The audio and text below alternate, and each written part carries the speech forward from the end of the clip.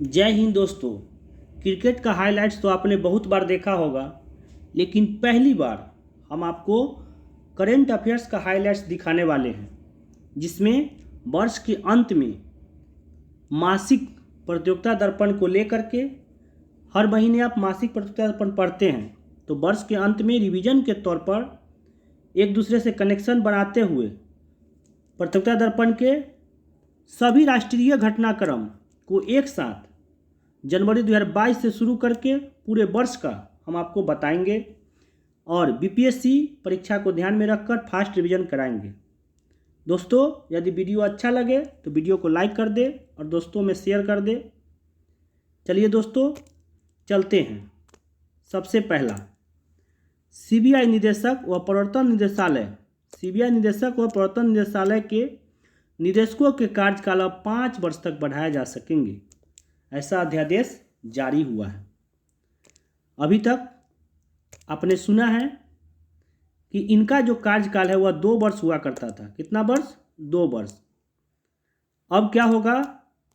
इनका 2 वर्ष के बाद जो है 3 सेवा विस्तार मिलेगा। 2 वर्ष के लिए अभी तक होता था, तो अब क्या होगा? एक अध्यादेश जारी हुआ है जिसके तहत एक एक वर्ष का 3 सेवा विस्तार किए जाएंगे इनके कार्यकाल में, और मैक्सिमम 5 वर्ष होगा, यानी 2 वर्ष प्लस 1 वर्ष प्लस 1 वर्ष प्लस 1 वर्ष, मैक्सिमम 3 सेवा विस्तार होगा, यानी मैक्सिमम 5 वर्ष इनका कार्यकाल होगा। ये जो है सीबीआई यानी कि सेंट्रल ब्यूरो ऑफ इन्वेस्टिगेशन और ईडी इन्फोर्समेंट डायरेक्टर देश की 2 प्रमुख जांच एजेंसी है, सभी को पता है। तो इनका कार्यकाल अब कितना वर्ष हो सकता है? 5 वर्ष, ध्यान रखिएगा। आगे चलते हैं। गृह सचिव, रक्षा सचिव, गृह सचिव, रक्षा सचिव, विदेश सचिव, इसमें कई हैं। गृह सचिव, रक्षा सचिव, विदेश सचिव, आईबी निदेशक व रॉ के सचिवों के कार्यकाल में अब 2-2 वर्ष की वृद्धियां संभव। 2 तो सचिव है, गृह सचिव, रक्षा सचिव, विदेश सचिव, यानी 3 सचिव है। और गुप्तचर जांच एजेंसी आईबी निदेशक और रॉ है। रॉ जो है विदेश में जांच करते हैं, गुप्त बातें पता लगाते हैं, और आईबी भारत के अंदर। तो इनके जो सचिवों के कार्यकाल भी 2-2 वर्ष की वृद्धियां संभव। कहने का मतलब है कि अभी तक इनका जो कार्यकाल था 2-2 वर्ष का कार्यकाल था, लेकिन अब कहा गया कि ये अभी अगर अच्छा काम करते हैं तो इनको भी 2-2 वर्ष के कार्यकाल के पश्चात 2-2 वर्ष और सेवा विस्तार दिया जाएगा। यानी इस प्रकार हम कह सकते हैं कि इनका अधिकतम कार्यकाल कितना हो जाएगा, बताइए। मान लीजिए कोई 62 वर्ष में पहले रिटायर करते थे, अब उस समय सोचा गया कि चलो ये अच्छा काम कर रहे हैं, इनको 2 वर्ष का सेवा विस्तार दिया जाए, तो अधिकतम कितना वर्ष हो जाएगा? 64 वर्ष।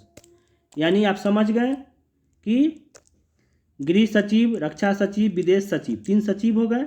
आईबी निदेशक जो कि देश के अंदर खुफिया बातों का पता लगाते हैं, रॉ देश के बाहर खुफिया बातों का पता लगाते हैं। तो इनको जो 2-2 वर्ष एक्स्ट्रा सेवा विस्तार होगा अगर ये अच्छा काम करते हैं तो, और मैक्सिमम जो है 64 वर्ष हो सकता है। चलिए दोस्तों, नेक्स्ट न्यूज़ देखते हैं। ये देखिए, इंदौर को लगातार 5वें वर्ष जो है देश का सबसे स्वच्छ शहर का पुरस्कार मिला। सोचिए, मध्य प्रदेश का जो इंदौर है वह देश का सबसे स्वच्छ शहर, वो भी लगातार 5वें वर्ष, याद रखिएगा। एक तो टॉप पे बना रहना स्वच्छता में, और ऊपर से लगातार 5वें वर्ष इंदौर जो है सबसे स्वच्छ शहर का पुरस्कार ले रहा है। पुरस्कार कौन दिए हैं? आवास एवं शहरी मामलों के मंत्रालय, जिनका मंत्री कौन है? हरदीप सिंह पुरी, याद रखिएगा। आवास एवं शहरी मामलों के मंत्रालय जो है पुरस्कार वितरण किए हैं।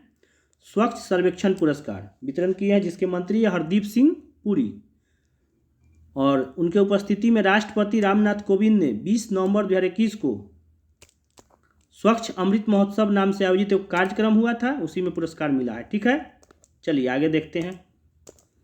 आपका नेक्स्ट न्यूज है, स्कॉर्पियन श्रेणी की 4थी पनडुब्बी आईएनएस बेला नौसेना में शामिल। स्कॉर्पियन श्रेणी की 4थी पनडुब्बी है आईएनएस बेला, जिसको नौसेना में शामिल कर लिया गया है। इससे पहले जो है स्वदेश निर्मित विध्वंसक युद्धपोत विशाखापत्तनम को नौसेना में शामिल किए जाने एक माह पहले शामिल हुआ है, ठीक है ना। तो अब जो है INS बेला की बारी है, चौथी। दोस्तों स्कॉर्पियन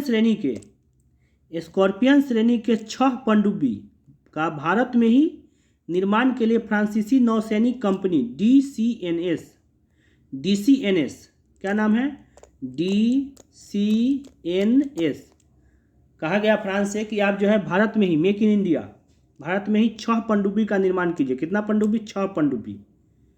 और कंपनी का नाम है DCNS। कब हुआ था समझौता? हुआ था 2005 में। कब हुआ था? 2005 में हुआ था। समझौते पर हस्ताक्षर जो है अक्टूबर 2005 में हुआ था। और कहा गया था कि आप जो है मुंबई स्थित Mazagon dock ship builders limited, जो मुंबई में जो Mazagon dock ship builders limited है उसके साथ आप समझौता कीजिए और 6 पनडुब्बी आपको बनाना है, मेक इन इंडिया के तहत भारत में ही बनाना है। चलिए दोस्तों, तो चौथा पनडुब्बी कौन है? INS बेला। तो 6 पनडुब्बी के हम लोग नाम जान लेते हैं कि 6 पनडुब्बी कौन कौन है। सबसे पहला है कलवरी, दूसरा है खंडेरी, कलवरी क के बाद ख, कलवरी खंडेरी। तीसरा है करंज, क्या है? करंज। चौथा है बेला, जो कि अभी हम लोग देखें कि अभी इसका जलावरण होगा, बेला। और 2 पनडुब्बी और होने बाकी हैं, बागीर और बागसीर। फिर से याद कर लीजिए, कलवरी खंडेरी करंज, और चौथा है बेला, पांचवा छठा बागीर बागसीर। और किससे समझौता किया गया था? फ्रांस के कंपनी से। कहा गया कि मेक इन इंडिया यानी आप भारत में बनाइए स्कॉर्पियन श्रेणी की पनडुब्बी। कितना? 6 पनडुब्बी। अब एक बात जान लीजिए, बेला का जो नाम पड़ा है हिंद महासागर में पाई जाने वाली खतरनाक शिकारी मछली के नाम पर दिया गया है बेला का नाम, INS बेला। जैसे समुद्र में है INS बेला, सभी दुश्मनों के लिए खतरनाक है INS बेला, जिस प्रकार ये खतरनाक शिकारी मछली है बेला। चलिए दोस्तों आगे देखते हैं। नेक्स्ट न्यूज़ है आपका, धर्म बदलने से किसी व्यक्ति की जाति नहीं बदलती, ये मद्रास हाईकोर्ट का फैसला है। ये उतना इंपॉर्टेंट नहीं है हमारे एग्जाम के ख्याल से, लेकिन समाचार है, जान लीजिए। क्या हुआ कि मद्रास हाईकोर्ट में एक मामला गया था, एक व्यक्ति क्या था, अनुसूचित जाति का था, और क्या किया, वो ईसाई बन गया। अनुसूचित जाति का था, ईसाई बन गया, और अपने ही कास्ट के अनुसूचित जाति के एक महिला से विवाह किया, और विवाह करके अनुसूचित जाति का प्रमाण पत्र ले लिया और बोला कि हम जो है ईसाई धर्म में हैं, तो अंतर्जातीय विवाह हो गया मेरा ये। तो जो मद्रास हाईकोर्ट थे वो बोले कि नहीं नहीं, ऐसा नहीं हो सकता है। आप दोनों जो है जन्म से, क्या है, आप जन्म से जो है पति और पत्नी दोनों ही जन्म से अनुसूचित जाति के हैं, और याची के धर्म बदलने से उसकी जाति नहीं बदलती। यानी आपका जन्म से जो जात है वही जात रहेगा। आप धर्म बदल करके ये मत कहिए कि हमारा जाति बदल गया है। ठीक है दोस्तों, याद रखिएगा, धर्म बदलने से जाति नहीं बदलती, मद्रास हाईकोर्ट ने फैसला दिया है। नेक्स्ट देखते हैं, हिंदू धर्म त्याग कर ईसाई बने देव सहायम पिल्लई को निधन के 270 वर्ष बाद संत का दर्जा। ये केरल के थे देव सहायम पिल्लई। कहाँ के थे? केरल के त्रावणकोर के थे। हमारे लिए इम्पोर्टेंट ये है कि ये जो संत का दर्जा देते हैं कौन, ईसाई धर्म में संत का दर्जा कौन देते हैं? तो वेटिकन सिटी जो इटली के पास है, वहाँ पे रोमन कैथोलिक चर्च, ईसाई धर्म में चर्च का बाहुबला रहता है, उसका हेड जो होते हैं वो पोप फ्रांसिस जो है वो दिए हैं संत का दर्जा। किनको? जो केरल के ये देव सहायम पिल्लई जो हैं वो ईसाई धर्म बने थे, हिंदू धर्म से ईसाई धर्म में गए थे, ठीक ना। तो इनको मिला है संत का दर्जा, और ये भारत के पहले आम नागरिक हो गए हैं जिनको संत का दर्जा मिला है। इनका मृत्यु के 270 वर्ष बाद इनको संत का दर्जा मिला। ठीक है, आगे देखते हैं। हबीबगंज रेलवे स्टेशन का नाम अब रानी कमलापति स्टेशन, जितना नाम है उतना ही पढ़ना है। रानी कमलापति स्टेशन पहले था हबीबगंज। कहाँ पे था? MP में, मध्य प्रदेश में। इसका एक खास विशेषता क्या है कि यह PPP पब्लिक प्राइवेट पार्टनरशिप, यानी कि निजी और सरकारी दोनों का सहयोग है इसमें। रानी कमलापति स्टेशन बना है मध्य प्रदेश में। देखिए दोस्तों, PPP मोड में तैयार किया गया है, बहुत ही मस्त है ये। क्या है, एयरपोर्ट की तरह विश्व स्तरीय सुविधाएं उपलब्ध होगा यहाँ पे। जो कमलापति स्टेशन है, रानी कमलापति स्टेशन, उसमें एयरपोर्ट की तरह विश्व स्तरीय सुविधाएं मिलेगी और पहला ISO 9001 सर्टिफाइड स्टेशन होगा। कहा गया PPP। PPP का मतलब क्या होता है, पब्लिक प्राइवेट पार्टनरशिप। याद रखिएगा, PPP पब्लिक प्राइवेट पार्टनरशिप। तो पब्लिक में, अब प्राइवेट मतलब निजी कंपनी, तो निजी क्षेत्र के भोपाल, निजी क्षेत्र के कौन है, भोपाल, निजी क्षेत्र के है भोपाल के ही बंसल ग्रुप, और भोपाल जो है मध्य प्रदेश सरकार होंगे। तो ये दोनों मिल करके क्या किए हैं, निजी क्षेत्र के व भोपाल के ही बंसल ग्रुप के साथ अनुबंध किया गया, यानी पब्लिक प्राइवेट, यानी प्राइवेट भी होंगे और सरकारी भी, दोनों मिल करके क्या करेंगे, हबीबगंज रेलवे स्टेशन का विकास करेंगे, जिसका नाम अब क्या हो गया, रानी कमलापति स्टेशन। याद रखिएगा, PPP मोड में है और देश का पहला ऐसा रेलवे स्टेशन है जिसमें एयरपोर्ट की तरफ विश्व स्तरीय सुविधा उपलब्ध कराई गई है। ऐसा पहला रेलवे स्टेशन है, इसलिए इम्पोर्टेंट हो जाता है। इसके बाद दोस्तों पताल पानी, पताल पानी और उत्तर प्रदेश के दादपुर स्टेशन के नाम भी बदले गए हैं। दादपुर स्टेशन का नाम हो गया है माँ बराही देवी धाम। याद रखिएगा, दादपुर तो धाम, दौ के बाद ध आता है। दादपुर यूपी के जो दादपुर स्टेशन है उसका नाम क्या हो गया है, माँ बराही देवी धाम। माँ बराही देवी धाम कहाँ पड़ता है ये दादपुर, तो लखनऊ वाराणसी रेलखंड पर पड़ता है, लखनऊ वाराणसी रेलखंड पर दादपुर स्टेशन। और इसमें जो है गृह मंत्रालय का संस्तुति होता है और मुख्यमंत्री योगी आदित्यनाथ जो है बोले थे कि इसका नाम चेंज कीजिए। बहुत सारा यूपी में नाम चेंज हुआ है, आपको पता ही है। और एक और आ गया मध्य प्रदेश के पताल पानी। पताल पानी स्टेशन का नाम क्या हो गया है, टाट्या भील। टाट्या भील के नाम पर करने की घोषणा की गई है। टाट्या भील कौन थे, तो टाट्या भील जो है वो एक स्वतंत्रता सेनानी थे। टाट्या भील जो है क्या करते थे, अंग्रेजों को लूटकर गरीबों की भूख मिटाते थे। ऐसे महान स्वतंत्रता सेनानी थे। और 19वीं सदी में ऐसा माना गया कि 19वीं सदी में इनको मार करके पताल पानी, जो मध्य प्रदेश के पताल पानी है, उसके जंगल में फेंक दिया गया। तो कहा गया कि क्यों न इन्हीं के नाम पर स्टेशन का नाम रख दिया जाए। यानी पताल पानी का नाम हो गया टाट्या भील स्टेशन, और 3 हो गया मध्य प्रदेश में 2 स्टेशन, हबीबगंज का नाम कमलापति, रानी कमलापति स्टेशन, और ये पताल पानी का नाम क्या हो गया, टाट्या भील के नाम पर हो गया, जो कि स्वतंत्रता सेनानी थे। इनको पताल पानी के जंगल में फेंक दिया गया था। और यूपी के दादपुर का स्टेशन का नाम क्या हो गया, माँ बराही देवी, माँ बराही देवी धाम। ठीक है, याद हो गया आपको। 3 स्टेशन याद करने हैं, हबीबगंज का नाम रानी कमलापति, दादपुर स्टेशन का नाम माँ बराही देवी धाम, और पताल पानी का नाम टाट्या भील के नाम पर। MP में दोनों हैं, हबीबगंज और पताल पानी। चलिए नेक्स्ट है भारत का 52वां अंतर्राष्ट्रीय फिल्म महोत्सव गोवा में संपन्न। 52वां अंतर्राष्ट्रीय फिल्म महोत्सव कहाँ संपन्न हुआ, गोवा में। कब, 20 से 28 नवंबर 2021 को गोवा में।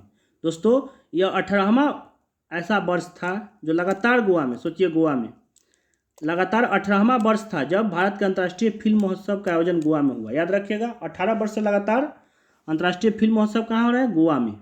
और इसमें एक इम्पोर्टेंट चीज़ है, ये देख लीजिए, ब्रिक्स वाला। क्या किया गया, ब्रिक्स देशों का फिल्म महोत्सव का आयोजन भी 52वें अंतर्राष्ट्रीय फिल्म महोत्सव के अवसर पर हुआ। ब्रिक्स में कौन कौन देश आते हैं आप बताइए। B से ब्राज़ील, R से रसिया, I से इंडिया, C से चाइना, S से साउथ अफ्रीका। यानी ब्रिक्स में 5 देश आते हैं, ब्राज़ील, रसिया, इंडिया, चाइना, साउथ अफ्रीका। इसी प्रकार से इनका आयोजन भी होता है। 14वां चाइना में हुआ था, 13वां इंडिया में, फिर 15वां होगा साउथ अफ्रीका में ब्रिक्स का सम्मेलन। तो इसमें जो है ब्रिक्स का भी फिल्म महोत्सव यहीं पे हो गया, ठीक ना, ब्रिक्स देशों का फिल्म महोत्सव यहीं पे हो गया। इसमें एक इम्पोर्टेंट न्यूज है, देख लीजिए। अभिनेत्री व सांसद हेमा मालिनी जो है उनको मिला है Indian film personality of the year. अभिनेत्री व सांसद हेमा मालिनी और प्रसून जोशी को Indian film personality of the year, ये वो इम्पोर्टेंट है, याद रखिएगा। चलिए नेक्स्ट चलते हैं। तो जनवरी 2022 का सभी राष्ट्रीय घटनाक्रम खत्म हो गया। अब हम लोग चलते हैं फरवरी 2022 के राष्ट्रीय घटनाक्रम। फरवरी 2022 का पहला न्यूज क्या है, एक बहुत ही दुखद घटना हुआ। हेलीकॉप्टर दुर्घटना में CDS, हमारे पहले जो CDS थे देश के बिपिन रावत, उनका निधन हो गया। कब हुआ ये पूछेगा, 8 दिसंबर 2021 को हुआ। 8 दिसंबर 2021 भारत के लिए दुखद दिन रहा, जिस दिन हेलीकॉप्टर दुर्घटना हुआ और कुल 13 आदमी मारे गए।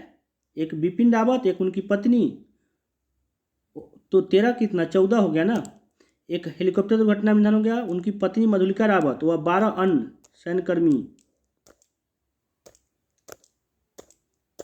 दोस्तों, इस दुखद घटना में 12 सैन्यकर्मी में से 11 को तो वहीं मर गए, एगो बच गए थे, कैप्टन वरुण सिंह, वो भी 6 दिन बाद मारे गए, यानी शहीद हो गए।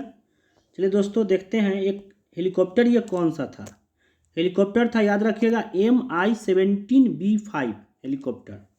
हेलीकॉप्टर पूछ सकता है एग्जाम में। MI-17B5 हेलीकॉप्टर कोयम्बटूर के निकट वायुसेना के सेलूर स्टेशन के वेलिंगटन के डिफेंस स्टाफ कॉलेज के लिए जा रहे थे। कोयम्बटूर के निकट वायुसेना के सेलूर स्टेशन से वेलिंगटन के डिफेंस सर्विसेज स्टाफ कॉलेज जा रहे थे, ठीक ना। और इनका जो है दुर्घटना हो गया। कहाँ पे हुआ था, तमिलनाडु के नीलगिरी जिले के, तमिलनाडु के नीलगिरी जिले के कुन्नूर में, तमिलनाडु के नीलगिरी जिले के कुन्नूर में हुआ था। कहाँ से कहाँ जा रहे थे, कोयम्बटूर। कहाँ से कहाँ जा रहे थे, कोयम्बटूर के निकट वायुसेना के सेलूर स्टेशन से जा रहे थे वेलिंगटन डिफेंस सर्विसेज स्टाफ। वो दोनों पति पत्नी और 12 अन्य सैन्यकर्मी, और जो है सभी लोग मारे गए। दोस्तों, ये इसके लिए क्या किया गया, ब्लैक बॉक्स उसको ढूंढ लिया गया है। और इस घटना की जांच के लिए क्या किया गया, एक दल एगो गठित किया गया है। रक्षा मंत्रालय जो है एक एकीकृत दल का गठन किए हैं, जिसके अध्यक्ष हैं, कौन है, एयर मार्शल मानवेंद्र सिंह। याद रखिएगा, एयर मार्शल मानवेंद्र सिंह। यानी 3-4 क्वेश्चन इसमें बनते हैं। एक हेलीकॉप्टर का नाम पूछेगा, MI-17B5 हो गया। और कब हुआ था, 8 दिसंबर को हुआ था। 8 दिसंबर को हुआ था। कहाँ पे हुआ था, तमिलनाडु के नीलगिरी के कुन्नूर में हुआ था। कहाँ से कहाँ जा रहे थे, कहाँ से कहाँ जा रहे थे बताइए, सेलूर स्टेशन से वेलिंगटन डिफेंस स्टाफ कॉलेज जा रहे थे। और अपने लक्ष्य से 10 किलोमीटर पहले ही तमिलनाडु के कुन्नूर में दुर्घटनाग्रस्त हो गया। मौसम खराब कारण बताया गया था। ऐसे ब्लैक बॉक्स प्राप्त किया गया हेलीकॉप्टर का, और जांच के लिए एयर मार्शल मानवेंद्र सिंह की अध्यक्षता में गठन हुआ है रक्षा मंत्रालय द्वारा। चलिए आगे देखते हैं। इसमें मेन तो CDS ही थे, इसलिए खास करके उनके बारे में जानना बहुत ज़रूरी है। ये 31 दिसंबर 2019 को थल सेनाध्यक्ष से सेवानिवृत्त हुए थे, और कहें कि अगले दिन से आप जो है CDS बन जाइए। नया पोस्ट बना था, chief of defence staff, CDS। तो कहें कि आप क्या कीजिए कि CDS बन जाइए 1 जनवरी 2020 से। ये कब से थे, 1 जनवरी 2020 से CDS के पद पे थे, और जो है वो हेलीकॉप्टर दुर्घटना में मारे गए। अब जब ये पद खाली हो गया, तब क्या किया गया कि उनके जगह पे जो है थल सेना के जो अध्यक्ष हैं मनोज मुकुंद नरवणे, ठीक है ना, वरिष्ठतम थल सेना के अध्यक्ष जनरल MM नरवणे, कहा गया कि जब तक नियुक्ति नहीं होता है ना, तब तक आप जो है CDS का पद संभालिए। आगे चलते हैं। 32 वर्ष की सेवा के पश्चात INS खुखरी सेवा मुक्त। कौन सा, INS खुखरी। देखिए दोस्तों, जब भी कोई नाव का देखते हैं ना, मतलब कि ये नौसैनिक जहाज का, तो उसमें लगा रहता है INS का मतलब क्या होता है, इंडियन नेवी शिप। INS का मतलब क्या होता है, इंडियन नेवी शिप। इंडियन का जो नेवी है उसका जहाज INS, शुरू में लगा रहता है INS। तो ये 32 वर्ष सेवा दिया है INS खुखरी। उसके बाद इनको सेवा मुक्त किया गया है। इसका निर्माण जो है मझगांव डॉक बिल्डर्स लिमिटेड, निर्माण कहाँ हुआ था, भारत में ही हुआ है। Mazagon dock ship builders limited, ship बनाने वाली जो एक कंपनी है Mazagon dock ship builders limited, उसके द्वारा हुआ था। और इसको जो है नौसेना के पूर्वी व पश्चिमी दोनों कमान में रहने का श्रेय प्राप्त है खुखरी को। भारतीय नौसेना में रहते हुए INS खुखरी ने कितना दूरी तय किया था, समुद्र के दूरी याद रखिएगा, नॉटिकल मील। धरती पर दूरी मील से 1600 मीटर का 1 मील होता है ना, और नॉटिकल मील 8 किलोमीटर शायद होता है। तो नॉटिकल मील 644,897, जो कि पृथ्वी के 30 चक्कर के बराबर है। सोचिए इतना दूरी किया था खुखरी 32 साल में। और इनको जो है एक समारोह में विशाखापट्टनम में, आंध्र प्रदेश के विशाखापट्टनम में एक समारोह हुआ और वहाँ पे इनको सेवा मुक्त कर दिया गया। पूछा कि सेवा मुक्त होता कैसे है, तो राष्ट्रध्वज व नौसैनिक पताका उतार करके, सूर्यास्त के समय जो राष्ट्रध्वज है हमारा उसको उतार करके, और इसका नौसैनिक कुछ पताका रहता है उसको भी उतार दिया जाता है और सेवा मुक्त कर दिया गया INS खुखरी को। इसके साथ एक विशेष बात जुड़ा हुआ है कि 1971 के जब भारत पाकिस्तान युद्ध हो रहा था, न होता था कि जब बांग्लादेश 1972 में बना, तो बांग्लादेश के लिए बांग्लादेश मुक्ति वाहिनी फौज आया था और वो सब लड़ाई हुआ था भारत पाकिस्तान में, तो बांग्लादेश का निर्माण हुआ। 1971 में क्या हुआ कि ये पनडुब्बी जो है टारपीडो हमले में, पाकिस्तान के टारपीडो हमले में कहाँ पे, DU के निकट जो है ये समुद्र में डूब गया था। और इसके जो कैप्टन थे महेंद्र नाथ मुल्ला, वो उसी में जो है युद्धपोत के साथ ही क्या हो गए, पानी में समा गए। तो इनको जो है महावीर रत्न मिला, मरणोपरांत महावीर चक्र से सम्मानित किया गया। याद रखिएगा INS खुखरी जो है वह 32 वर्ष के बाद सेवा मुक्त हुआ है। और इनका कैप्टन महेंद्र नाथ मुल्ला जो 1971 में, इनका नाम जो है ना INS खुखरी का नाम कैसे पड़ा, इसके लिए कहा गया 1971 के टारपीडो हमला में एगो जो ये जहाज था जो डूब गया था उसी के नाम पर इसका नाम पड़ा, नामाकरण लिखा हुआ है। नामाकरण जो है भारतीय नौसेना के युद्धपोत इसी के नाम पर पड़ा है, जो टारपीडो हमलों में डूब गया था, जिसमें महेंद्र नाथ मुल्ला को महावीर चक्र मिला मरणोपरांत, उसी के नाम पर खुखरी का नाम पड़ा है। अब सेवा मुक्त रहा, थोड़ा उसके बारे में जान लेते हैं और क्या। आइए दोस्तों नेक्स्ट न्यूज पे चलते हैं। ब्रह्मोस मिसाइल के वायु संस्करण का परीक्षण। ब्रह्मोस जान रहे हैं, भारत व रूस के सहयोग से बना है ब्रह्मोस। कैसे नाम पड़ा है, तो भारत के ब्रह्मपुत्रा नदी और रूस के मस्कवा नदी दोनों से मिलकर बना है ब्रह्मोस। ये क्या है, क्रूज मिसाइल है। क्या क्रूज मिसाइल है, क्रूज मिसाइल होता है ना, उसको मतलब कि वो अपना दिशा बदलने में सक्षम है। एक बार छोड़ दीजिएगा तो ऊपर जो है आकाश में अपना दिशा बदल करके एकदम मार देता है, जिसको लक्ष्य साध लिया उसको मार के ही दम लेता है। तो इच्छित दिशा बदल सकता है क्रूज मिसाइल। एक होता है बैलिस्टिक मिसाइल, उसको छोड़ दीजिए, पैराबोलिक पथ में जा करके अपना हमला करेगा। तो एक क्रूज मिसाइल जो है गाइडेड मिसाइल होता है, इसको ऊपर दिशा चेंज किया जा सकता है। दोस्तों इसमें जब भी मिसाइल का बात आएगा तो आपको DRDO का जरूर नाम आएगा। भारत का जो रक्षा अनुसंधान संगठन है दिल्ली में कार्यरत DRDO, रक्षा अनुसंधान एवं विकास संगठन। DRDO का फुल फॉर्म क्या होता है, DRDO defence research and development organisation. Defence के लिए ये बनाया गया है, डिफेंस रिसर्च करेगा और डेवलपमेंट ऑर्गेनाइजेशन, ये मिसाइल वगैरह बनाते हैं। अब यहाँ पे देखना है कि ये जो वायु संस्करण है ना, ब्रह्मोस मिसाइल का वायु संस्करण है, तो किस हेलीकॉप्टर से इनको उड़ाया गया, सुखोई 30MK, सुखोई 30MKI। क्या नाम था, सुखोई 30MKI, सुपरसोनिक लड़ाकू विमान। कहाँ से, तो ज़्यादा करके देखिएगा कि उड़ीसा के चांदीपुर से या फिर अब्दुल कलाम द्वीप से। तो इसको छोड़ा गया उड़ीसा से चांदीपुर, उड़ीसा के चांदीपुर से। जब भी मिसाइल छूटते हैं ज़्यादा करके तो उड़ीसा के चांदीपुर से या फिर अब्दुल कलाम द्वीप से। और सेटेलाइट जो छूटते हैं वो कहाँ से छूटते हैं, सतीश धवन अंतरिक्ष केंद्र से ज़्यादा करके, या फिर जो कोई रॉकेट वॉकेट छोड़ना है तो विक्रम साराभाई अंतरिक्ष केंद्र से जो कि केरल में है। तो ये क्या है, मिसाइल है ब्रह्मोस मिसाइल। इसको जो है सुखोई M30MKI से छोड़ा गया है। और ये सुपरसोनिक है, क्या है, सुपरसोनिक लड़ाकू विमान है। कैसे, सुपरसोनिक का क्या मतलब होता है, इसका जो है ना 2.8 मैक संख्या, 2.8 मैक संख्या। मैक संख्या क्या होता है, ध्वनि का गति कितना होता है, 330 मीटर पर सेकेंड, 330 मीटर पर सेकेंड। यानी इतना अगर गति है ना विमान का तो मैक संख्या के बराबर होगा, ठीक है ना। और लेकिन जैसे ही इससे बढ़ जाएगा, एक मैक संख्या से ऊपर हो जाएगा तो हो जाएगा सुपरसोनिक, और 1 से ऊपर होगा ना, 1 से 5 तक सुपरसोनिक होगा। और 5+ अगर कोई हो गया मैक संख्या, 5+ मैक संख्या तो हो जाएगा हाइपर, सुपर से भी ऊपर हाइपरसोनिक। ये जो है हमारा बैलिस्टिक, ये जो क्रूज मिसाइल है जो ब्रह्मोस, ये क्या है, सुपरसोनिक है, क्योंकि इसका 2.8 है।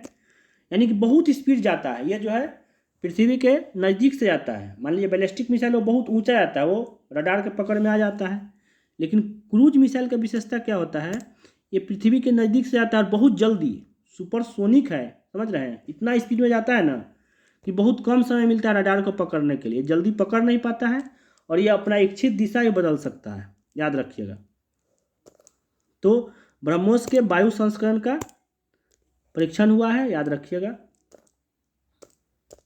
और एक बात और याद रखिए, जब भी मिसाइल सब का परीक्षण होगा रक्षा मंत्री, क्योंकि रक्षा विभाग किसके पास है, राजनाथ सिंह के पास, तो बधाई देंगे जरूर, बधाई देने के लिए जाएंगे।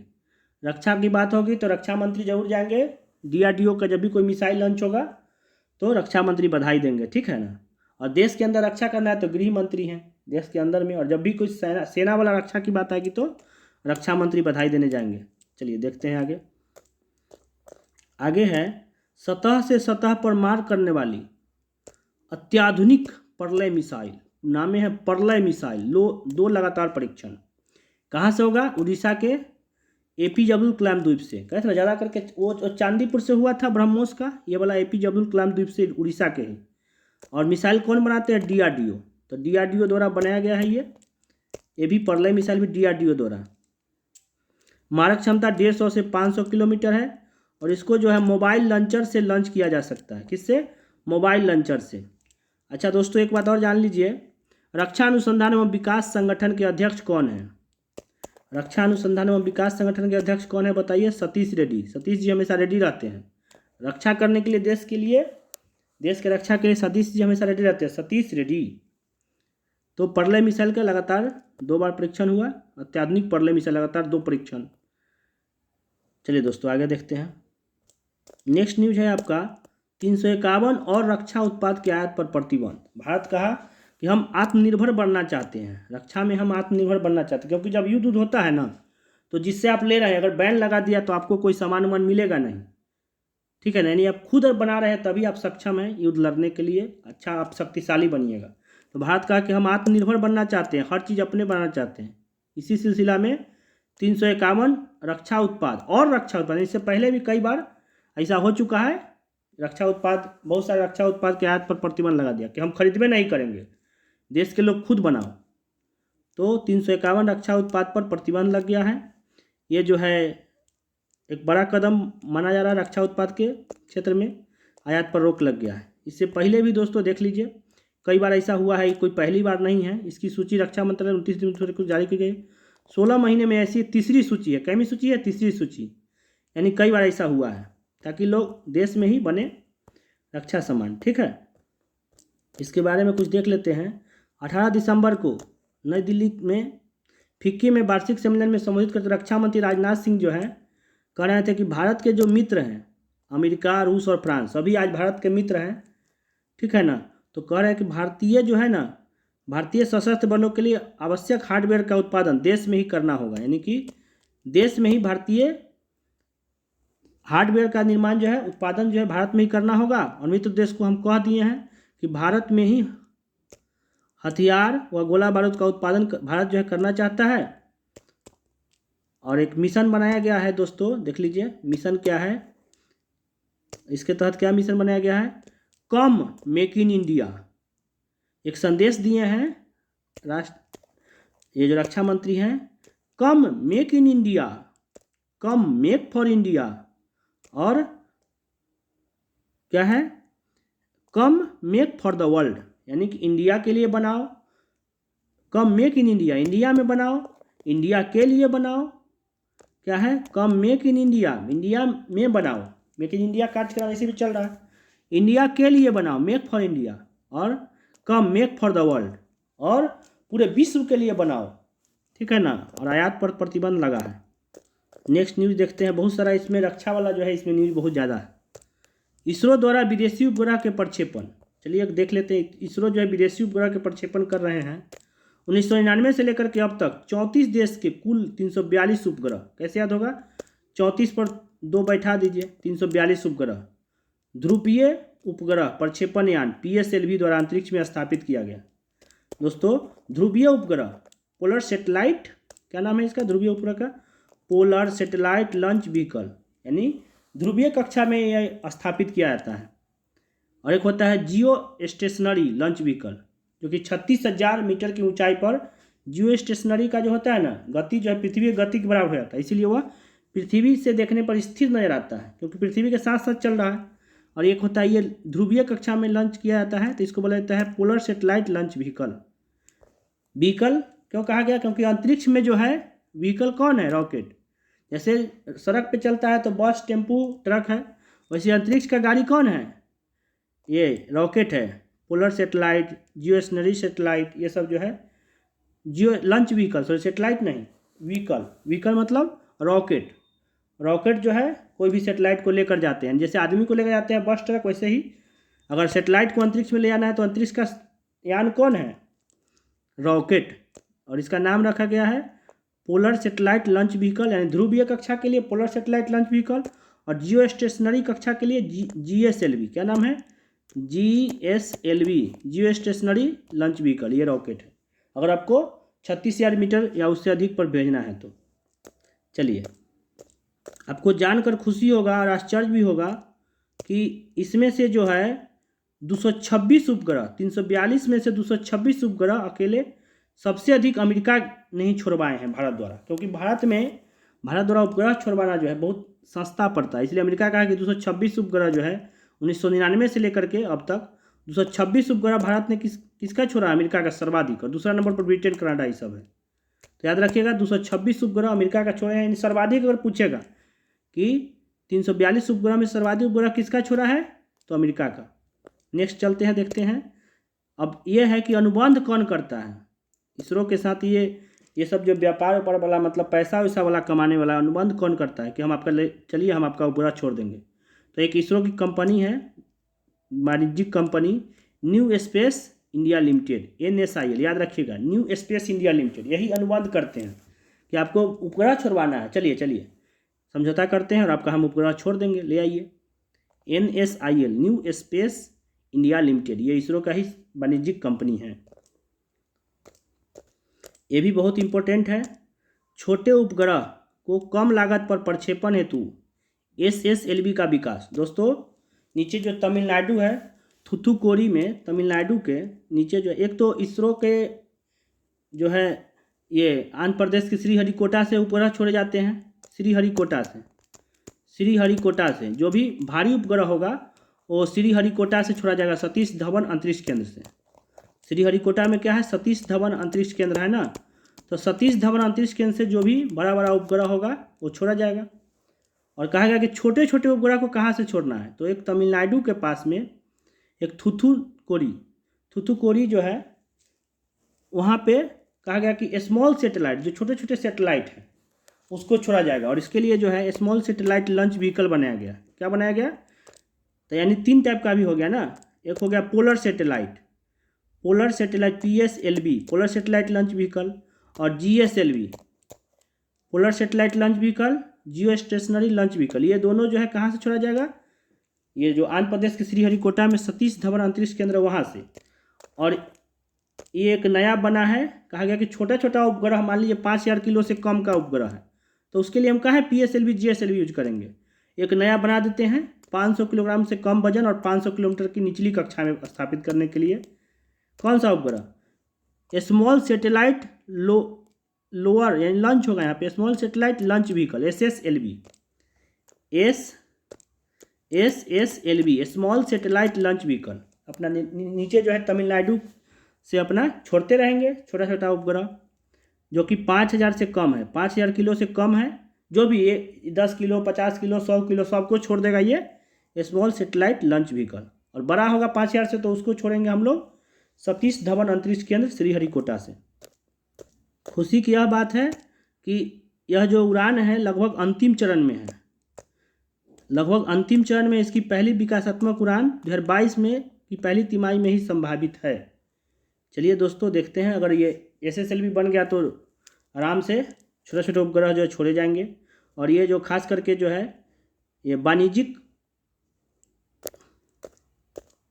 इसमें देख लीजिए, ये निजी उद्यमों द्वारा किया जाएगा हार्डवेयर का निर्माण। उपग्रह के प्रक्षेपण के लिए हार्डवेयर का निर्माण, जो स्मॉल सेटेलाइट जो लॉन्च व्हीकल होगा तो उपग्रह के प्रक्षेपण के लिए जो 5000 किलो तक कोई भी उपग्रह होगा तो उसके प्रक्षेपण के लिए हार्डवेयर का निर्माण कौन करेगा? निजी उद्यमों द्वारा किया जाएगा। इसके तहत प्रस्तावित लघु प्रक्षेपण यान SSLV का विकास लगभग अंतिम चरण में है। चलिए दोस्तों आगे देखते हैं। चलिए एक यूनेस्को वाला देख लेते हैं।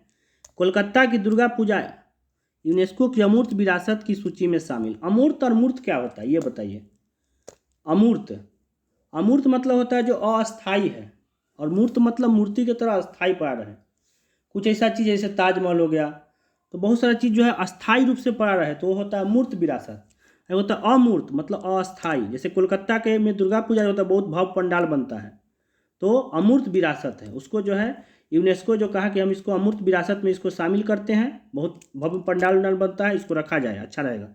यूनेस्को का फुल फॉर्म जान लीजिए, यूनाइटेड नेशंस कौन कौन educational scientific and cultural organisation, यानी एक कल्चरल ऑर्गेनाइजेशन है ना, इसीलिए इसे सांस्कृतिक विरासत के सूची बनाता है। उसमें जो है दुर्गा पूजा वाला रखा है अमूर्त विरासत। एक बात जान लीजिए, ये पहली बार नहीं है कि ऐसा हुआ है। अमूर्त विरासत में रामलीला, उसमें जो है रामलीला और पूर्वी भारत का छऊ नृत्य मेन बता देते हैं, पूर्वी भारत का छऊ नृत्य। और एक और देख लीजिए, ये प्रयागराज में जो हुआ है ना, 4 गो कुंभ होता है। कुंभ मेला कै गो होता है? 4 गो, हर 12 वर्ष पर फिर रिपीट हो जाता है। कुंभ मेला 4 जगह होता है, प्रयागराज, हरिद्वार, उज्जैन, नासिक। प्रयागराज, हरिद्वार, उज्जैन और नासिक। नासिक गोदावरी नदी के किनारे, उज्जैन क्षिप्रा नदी के किनारे, हरिद्वार गंगा नदी के किनारे, और प्रयागराज इलाहाबाद में है। तो ये चारों जो है कुंभ मेला उसको भी रखा गया है किस चीज़ में? यूनेस्को की अमूर्त विरासत में, याद रखिएगा। आगे चलते हैं, आगे चलिए। जिस प्रकार लोग आज अंतरिक्ष में, जिस प्रकार हम लोग क्या कर रहे हैं, अंतरिक्ष में गगनयान भेजने के लिए ऊपर जो है गगनयान मिशन ला रहे हैं। गगनयान में क्या करेंगे हम लोग? मानव को अंतरिक्ष में भेजेंगे, यानी ऊपर में बहुत विकास कर रहे हैं, ऊपर स्पेस में नए नए खोज कर रहे हैं। तो कहा गया कि नीचे में भी कुछ खोज कीजिए, नीचे में खोज कीजिए। समुद्र में भी बहुत सारा रहस्य छुपा हुआ है, और ऊपर स्पेस में अंतरिक्ष में बहुत सारा रहस्य छुपा हुआ है। तो ऊपर में जो है हम लोग बहुत सारा सैटेलाइट वगैरह भेज रहे हैं, रॉकेट भेज रहे हैं, और गगनयान मिशन जो है हमारा चल रहा है, जिसमें मानव को भेजने का है। पहले तो राकेश शर्मा गए थे रूस के सहयोग से, लेकिन हम खुद अपने मतलब अपना संयंत्र से जो है ऊपर भेजेंगे स्पेस में और वापस बुलाएंगे। चलिए दोस्तों, तो नीचे जो है क्या किया गया है, समुद्र की गहराई में बहुमूल्य संसाधन की खोज व समुद्री अध्ययन हेतु समुद्रयान परियोजना। कौन सा परियोजना है? समुद्रयान परियोजना। दोस्तों, समुद्र की अनंत गहराई में अध्ययन हेतु समुद्र में भेजने हेतु समुद्रयान मिशन देश में शुरू किया गया है। इससे पहले जो है समुद्रयान में एक national institute of ocean technology पहले था, पर्सनल स्फीयर यान बनाया था। नेशनल इंस्टीट्यूट ऑफ, क्या नाम है? National institute of ocean technology. Ocean मतलब समुद्र होता है ना, राष्ट्रीय इंस्टीट्यूट है ओशियन टेक्नोलॉजी के लिए। पर्सनल स्फीयर यान बना था जो कि 500 मीटर के गहराई तक ही जा पाता था। कितना मीटर? 500, आधा किलोमीटर मान लीजिए, आधे किलोमीटर न होगा 500 मीटर, और एक ही आदमी जा सकता था। तो कहा कि इससे काम नहीं चलेगा, तो क्या किया जाएगा जी? तो समुद्रयान परियोजना लाते हैं, समुद्रयान परियोजना। और इसमें जो है क्या किया गया, एगो बनाया गया है, क्या बनाया गया है? मत्स्य 6000 पनडुब्बी। नाम इसको 6000 क्यों पड़ा? क्योंकि 6000 मीटर की गहराई तक ले जाने में सक्षम होगा। सोचिए 6000 मीटर नीचे कितना पानी का दबाव होगा, उस दबाव को झेल पाएगा ये मत्स्य 6000 पनडुब्बी। नाम याद रखेगा, मत्स्य 6000 पनडुब्बी।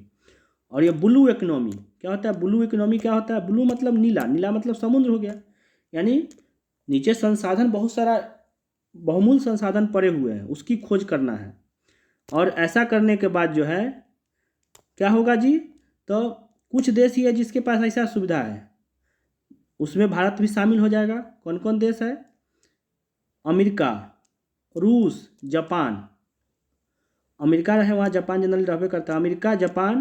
अमेरिका और रूस तो टक्कर में रहता है, तो अमेरिका, रूस, जापान, और एक फ्रांस है, और एक चीन है। चीन भी बहुत है, यानी अमेरिका, रूस, जापान, फ्रांस, चीन, 5 गो देश हो गया। और इसके ग्रुप में छठा शामिल होने वाला है कौन? इंडिया, अपना इंडिया। ताकि स्पेस में भी और नीचे समुद्र में भी हम आपसे कम्पीट करेंगे और देश को हम पीछे नहीं रहने देंगे। बहुमूल्य संसाधन खोजेंगे। तो समुद्रयान परियोजना कहाँ तक ले जाएगा? 6000 मीटर ले जाएगा नीचे, और मत्स्य 6000 पनडुब्बी भारत बना रहा है। चलिए दोस्तों आगे देखते हैं। ये एक न्यूज़ है, देख लीजिए। झांसी रेलवे स्टेशन, झांसी की रानी याद होगा लक्ष्मीबाई, अंग्रेजों से बहुत लोहा ली थी, अंग्रेजों के दांत खट्टे कर दिए थे। तो कहा गया कि झांसी रेलवे स्टेशन अच्छा नहीं लग रहा है, इसको कीजिए Virangana Lakshmibai station. Jhansi railway station का नाम क्या कीजिए? वीरांगना लक्ष्मीबाई स्टेशन। इससे पहले आप जान ही गए हैं सब लोग कि इलाहाबाद जंक्शन का नाम क्या हो गया? प्रयागराज। मुगलसराय जंक्शन का नाम दीनदयाल उपाध्याय। फैजाबाद स्टेशन का नाम अयोध्या तथा हबीबगंज वाला पिछला महीना पढ़े, हबीबगंज रेलवे स्टेशन जो मध्य प्रदेश के भोपाल में है, उसका नाम हो गया रानी कमलापति, जो कि पीपीपी मोड में बनाया गया था। और अब जो है क्या किया गया, रानी झांसी वाला जो रेलवे स्टेशन उसका नाम रखा गया, याद रखिएगा, ये परीक्षा में पूछ सकता है। वीरांगना, ना आगे ना पीछे, इसमें जोड़ ना कीजिएगा, क्वेश्चन दे देगा लक्ष्मीबाई स्टेशन, वीरांगना लक्ष्मीबाई स्टेशन ऐसे करके। तो पूरा याद रखिए, वीरांगना लक्ष्मीबाई के नाम पर रखा गया है वीरांगना लक्ष्मीबाई स्टेशन। वीरांगना लक्ष्मीबाई स्टेशन 3 गो शब्द है। और इसमें जो है ना, जब भी कोई स्टेशन के नाम अथी होता है तो केंद्रीय गृह मंत्रालय की मंजूरी होती है, तभी ये बदलते हैं। यूपी सरकार बोले होंगे कि हमारा जो है झांसी का नाम बदल दीजिए।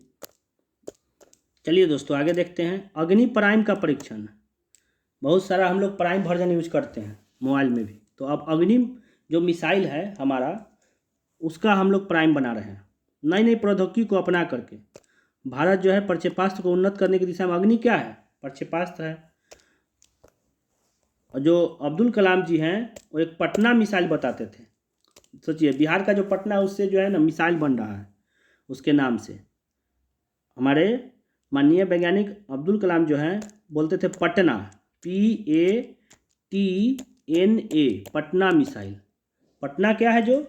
तो 1 2 3 4 5 मिसाइलों जो है, एक मिसाइल में भी कई तरह की मिसाइल है, यानी 5 प्रकार के मिसाइल का ये। P से पृथ्वी, A से अग्नि, T से त्रिशूल, N से नाग और A से आकाश, यानी 5 प्रकार के। पृथ्वी में भी बहुत सारे मिसाइल हैं, पृथ्वी 1 2 ऐसे करके, अग्नि 1 2 3 4 5, अग्नि 5 जो है एक महिला बनाई थी, और त्रिशूल, नाग, आकाश। तो इसी में जो है अग्नि मिसाइल, जो अग्नि की उड़ान, wings of fire, Abdul Kalam की जीवनी भी है। तो याद रखिएगा, हमारे लिए बहुत गर्व की बात है बिहार के लिए, पटना नाम से जो है अब्दुल कलाम भी बोलते थे। ये कोई ट्रिक नहीं है, ये अब्दुल कलाम बोलते थे पटना। पृथ्वी, अग्नि, त्रिशूल, पृथ्वी जो है जमीन से जमीन हो गया, अग्नि भी, त्रिशूल जमीन से हवा में, नाग भी जागो और भूल जाओ, आकाश भी आकाश में, ये सब मिसाइल है। चलिए दोस्तों आगे देखते हैं। तो दोस्तों अग्नि का प्राइम परीक्षण किया गया। नई नई प्रौद्योगिकी को अपना करके भारत जो है प्रक्षेपास्त्र को उन्नत कर रहा है। अग्नि प्राइम को हम कह सकते हैं ना, अग्नि P। DRDO, जब भी मिसाइल सेल की बात आएगा तो कौन आएगा? DRDO, भारत के रक्षा विकास संगठन। ये क्या है? अग्नि अभी बताए हैं, सतह से सतह पर मार करने वाला है। और मिसाइल ज़्यादा करके कहाँ पे से छोड़ा जाता है? चांदीपुर से, उड़ीसा के ही चांदीपुर और अब्दुल कलाम द्वीप, कोई एक जगह जनरली आपको मिलेंगे। उड़ीसा के चांदीपुर से या फिर अब्दुल कलाम द्वीप। व्हीलर द्वीप जो था ना, उसका नाम रखा गया उड़ीसा के अब्दुल कलाम द्वीप। अब्दुल कलाम को मिसाइल मैन ऑफ इंडिया कहते हैं, विक्रम साराभाई को रॉकेट मैन कहते हैं, याद रखिएगा। तो मिसाइल मैन, तो मिसाइल इन्हीं के द्वीप से छोड़ दीजिए, और वो चांदीपुर से भी छोड़ सकते हैं। ये जो है एक परमाणु हथियार के साथ साथ 1000 से 2000 किलोमीटर की दूरी पर मार करने में सक्षम है मिसाइल, अग्नि प्राइम। मोबाइल लॉन्चर के साथ सड़क एवं ट्रेन से भी छोड़ा जा सकता है। मोबाइल मतलब क्या होता है? जैसे हम कहते हैं मोबाइल से बात करें, यानी घूमते फिरते, यानी कि आपको मूवेबल हो गया, वही मोबाइल हो गया, यानी इसको सड़क एवं ट्रेन से भी छोड़ा जा सकता है। अग्नि श्रृंखला की मिसाइल की श्रेणी में नई पीढ़ी की 6ठी मिसाइल होगी। अभी तक 5 जो है मिसाइल बन चुका है, अग्नि 5 तक। अग्नि 5 जो है परमाणु, कोई भी देश परमाणु संपन्न कब बनता है? सिर्फ परमाणु बम बनाने से नहीं, उसको आप कहीं छोड़ सकते हैं कि नहीं। तो अग्नि 5 जो है कंटिनेंटल, मतलब एक महादेश से दूसरे महादेश, पूरे महादेश में मतलब जो अग्नि 5 मार सकता है। 5500 किलोमीटर इसका मारक क्षमता था अग्नि 5 का, 5500 किलोमीटर से 8000 तक। तो ये इंटर कंटिनेंटल है। तो अग्नि 5 के बाद एक नया बना अग्नि का 6ठा मिसाइल, ये जो है नई पीढ़ी की 6ठी मिसाइल है, 6ठी मिसाइल अग्नि प्राइम। ठीक है ना। पिछली मिसाइल की तुलना में ये कम वजन वाला है, कम वजन रखा गया है, खास करके ये सब कम वजन वाला रहबे करता है। ये क्रूज मिसाइल है ना, इसको दिशा भी चेंज करना है। बैलिस्टिक मिसाइल की तरह ना कि उड़ गया अपना जा रहा है, एक बार निशान साध लिया, बैलिस्टिक मिसाइल मार दिया, जैसे तीर धनुष से मारते हैं। लेकिन यह क्या है, दिशा बदल सकता है अपना, ये गाइडेड मिसाइल होता है ना क्रूज मिसाइल। तो ये क्या किया गया, कम वजन रखा गया है। अग्नि प्राइम, यह छठी मिसाइल है अग्नि श्रेणी का, जिसमें एक स्थान दूसरे स्थान पर ले जाने आसान होगा। हल्का रहेगा तो ले जाना आसान होगा, और जब भी होगा तो DRDO का नाम आएगा और रक्षा मंत्री राजनाथ सिंह जो है बधाई देने जाएंगे। चलिए आगे देखते हैं।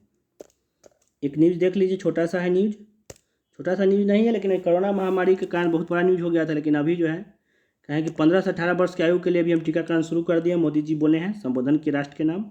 और एक नया वेरिएंट आ रहा है B11529 ओमिक्रॉन, इसका दहशत है। और जो है अभी नया बूस्टर डोज लोग ले रहे हैं, जिसको बोलते हैं प्रीकॉशन डोज, जिसको आमतौर पर बूस्टर डोज भी बोलते हैं। ये दो बात याद रखिएगा इसमें। ब्रह्मोस मिसाइल का निर्माण केंद्र लखनऊ में शिलान्यास। ब्रह्मोस मिसाइल, ब्रह्मोस अभी बताए थे ना, भारत और रूस के सहयोग से, भारत के ब्रह्मपुत्र नदी और रूस के मस्कवा नदी के नाम से इसको रखा गया ब्रह्मोस। भारत और रूस के सहयोग से, संयुक्त रूप से, भारत और रूस के द्वारा संयुक्त रूप से ब्रह्मोस मिसाइल का नाम रखा गया है। और ये कौन सा मिसाइल है, क्रूज मिसाइल है, यानी कि गाइडेड मिसाइल रहता है। क्रूज मतलब ऊपर जो है ना आकाश में ही वो अपना दिशा बदल सकता है। जो लक्ष्य है ना, अगर लक्ष्य इधर उधर भटक भी गया ना तो उसको पकड़ के मारेगा, कि छोड़ेंगे नहीं तुमको। बैलिस्टिक जो एक बार लक्ष्य साध लेता है उसको मारता है। तो ये क्रूज मिसाइल है, जिसके तहत सफलतापूर्वक परीक्षण किए से उत्पादन जो है लखनऊ में। अब कहे ना कि एक काम करिए, यूपी के लखनऊ में जो है ब्रह्मोस बनाइए। यूपी के लखनऊ में ब्रह्मोस विनिर्माण केंद्र का शिलान्यास योगी आदित्यनाथ के साथ रक्षा मंत्री, अब योगी आदित्यनाथ रहेंगे ना, यूपी का मुख्यमंत्री है, तो लखनऊ में हो रहा है आपका, तो रक्षा मंत्री जो है शिलान्यास किए हैं। मिसाइल के उत्पादन इकाई के साथ ही रक्षा अनुसंधान एवं विकास संगठन, ये जरूर आएगा जब भी रक्षा की बात होगी। DRDO, जिसका मुख्यालय नई दिल्ली में है, रक्षा अनुसंधान एवं विकास संगठन DRDO की एक टेस्टिंग लैब तथा रक्षा प्रौद्योगिकी और परीक्षण केंद्र DTTS, defence technology and test centre, ये भी शिलान्यास उन्होंने किया। लखनऊ में हरौनी में, कहाँ पर, लखनऊ में हरौनी में जगह मिलेगा। योगी जी कहे कि एक काम कीजिए, लखनऊ जो हमारा राजधानी है ना, ओकरे बगल में खोलिए हरौनी में, और 2-3 वर्ष में ब्रह्मोस निर्माण इकाई बनकर तैयार हो जाएगा। चलिए खुशी की बात है, ब्रह्मोस बनेगा, गर्दा उड़ेगा नौसेना के लिए। और ये क्या करेगा, सबसे पहले चरण में क्या करना है, नौसेना के लिए BrahMos new generation, BrahMos new generation बनाएगा। किसके लिए, नौसेना के लिए। और इस इकाई से प्रतिवर्ष 10,000 लोगों को प्रत्यक्ष अप्रत्यक्ष रूप से रोजगार मिलेगा। चलिए अच्छी बात है। चलिए दोस्तों, तो फरवरी 2022 का राष्ट्रीय घटनाक्रम खत्म हो गया। अब चलिए मार्च 2022 का राष्ट्रीय घटनाक्रम प्रत्युत्तर पर मासिक से पढ़ते हैं। राष्ट्रीय घटनाक्रम, गणतंत्र दिवस, अब ये फरवरी वाला न्यूज मार्च में प्रत्युत्तर में मिलता है, सबको पता है। तो गणतंत्र दिवस के पूर्व संध्या पर राष्ट्रपति जो है देश को संबोधन किए, खासकर कोरोना महामारी के विरुद्ध संघर्ष का उल्लेख किए हैं। इन्होंने बताया कि हमारा संविधान दिवस कब था, संविधान दिवस 26 नवंबर 1949 को संविधान दिवस मनाया जाता है। और 26 जनवरी की बात है तो गणतंत्र दिवस के लिए एक दिन पहले संबोधन करते हैं राष्ट्रपति जी। तो 26 जनवरी 1950 से हमारा संविधान जो है पुनः प्रभावी हो गया। और इन्होंने क्या किया कि 125वीं जयंती, नेताजी सुभाष चंद्र बोस के 125वीं जयंती का भी स्मरण किया। ठीक है दोस्तों, तो इस तरह से ध्यान रखिए, विशेष कुछ नहीं है, कोरोना महामारी के विरुद्ध कुछ बात बोले थे। एक और न्यूज इसमें अगर जानना चाहते हैं, राष्ट्रपति जी बोले प्रणब मुखर्जी कि पूर्ण स्वराज 26, अगर आप कितना लोगों को मालूम नहीं होगा कि 26 नवंबर 1949 को ही जब संविधान बन गया, 2 वर्ष 11 महीना 18 दिन में, तो फिर 26 जनवरी 1950 को क्यों लागू हुआ, क्योंकि 26 जनवरी को ना हम लोग 1930 से 26 जनवरी 1930 से हम लोग पूर्ण स्वराज दिवस मनाते आ रहे थे। 26 जनवरी 1930 से जब हम लोग गुलाम थे, उसी समय से जवाहरलाल नेहरू ने घोषणा किया था रावी नदी के तट पर कि हम लोग हर वर्ष 26 जनवरी 1930 से स्वतंत्रता दिवस मनाएंगे। तो वो दिन कहीं लोग भूल ना जाए, इसीलिए हम तो स्वतंत्र हो गए 15 अगस्त 1947 को, तो लोग भूल ना जाए, इसीलिए थोड़ा दिन 1-2 महीना और वेट किया गया। नवंबर से दिसंबर जनवरी 2 महीना की बात थी। तो 26 जनवरी 1950 को संविधान लागू किया गया।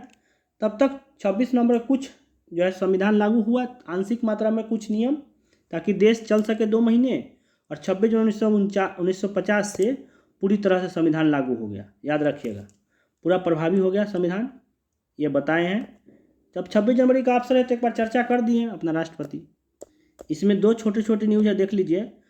5 राज्यों में चुनाव होने, उत्तर प्रदेश, पंजाब, उत्तराखंड, गोवा, मणिपुर, ये सब में चुनाव हुआ था। उत्तर प्रदेश में, पंजाब में आप पार्टी जीती थी। अगला महीना में प्रतिशतपत्र में देखिएगा। चलिए देखते हैं आगे। और एक और है, देखिए नीचे विधानसभा वाला क्या है, देख लेते हैं। ये उत्तर प्रदेश, ये भी ज़्यादा इम्पोर्टेंट नहीं है। उत्तर प्रदेश विधान परिषद की स्थानीय निकाय कोटि के 36 सीटों के लिए चुनाव मार्च 2022 में। देखिए विधान परिषद, एगो इसमें इतना जान लीजिए कि विधान परिषद कहाँ कहाँ है। विधान परिषद जो है, विधान परिषद कहाँ कहाँ है, उत्तर प्रदेश में है, पश्चिम बंगाल में है, बिहार में है, ठीक ना। जम्मू कश्मीर में था, लेकिन जम्मू कश्मीर तो केंद्र शासित प्रदेश बन गया। और मुंबई में है, और आंध्र प्रदेश में नहीं है। आंध्र प्रदेश में पहले था, तो अब तेलंगाना बन गया, तेलंगाना में हो गया। दोस्तों विधान परिषद में क्या होता है, विधान परिषद जो है उसमें भी 1/3 जो है, 1/3 सदस्य हर वर्ष अति होते हैं।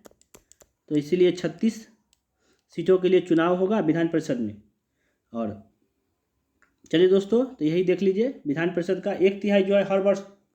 विधान परिषद का कार्यकाल कितना होता है, 6 वर्ष। तो हर 2 वर्ष पर 1/3 सदस्य सेवानिवृत्त होते हैं, नए चुनाव होता है। इतना ध्यान रखिए, संविधान की बात है। एक और देख लीजिए न्यूज़। 2021 जो है अब तक का 5वां सबसे गर्म वर्ष रहा। तो अगर हम जानते हैं कि 5वां गर्म वर्ष रहा, तो औसत से 0.44 डिग्री सेल्सियस अधिक रहा। लेकिन अगर कहा जाए कि 1981 से 2010 की अवधि के बीच में 1901 के पश्चात सर्वाधिक गर्म वर्ष कौन रहा, तो 2016। ये लगभग 0.7 डिग्री सेल्सियस अधिक रहा औसत से। तो 1901 के बाद सबसे गर्म वर्ष कौन रहा, 2016 वाला। याद रखिए, बस इतना ही ध्यान रखना है इसमें। आगे चलते हैं। फिलीपींस वाला क्या हुआ, ब्रह्मोस मिसाइल फिलीपींस को हम लोग बेच रहे हैं। चलिए देख लेते हैं। फिलीपींस को ब्रह्मोस मिसाइल के निर्यात के लिए सौदा संपन्न। अब देखिए, ब्रह्मोस मिसाइल जो है अकेले का तो है नहीं, भले ही भारत में निर्माण हो रहा है, लेकिन इसमें तो भारत और रूस दोनों का टेक्नोलॉजी लगा हुआ है ना, दोनों मिल करके बना रहे हैं। तो फिलीपींस को ब्रह्मोस मिसाइल के निर्यात के लिए सौदा संपन्न।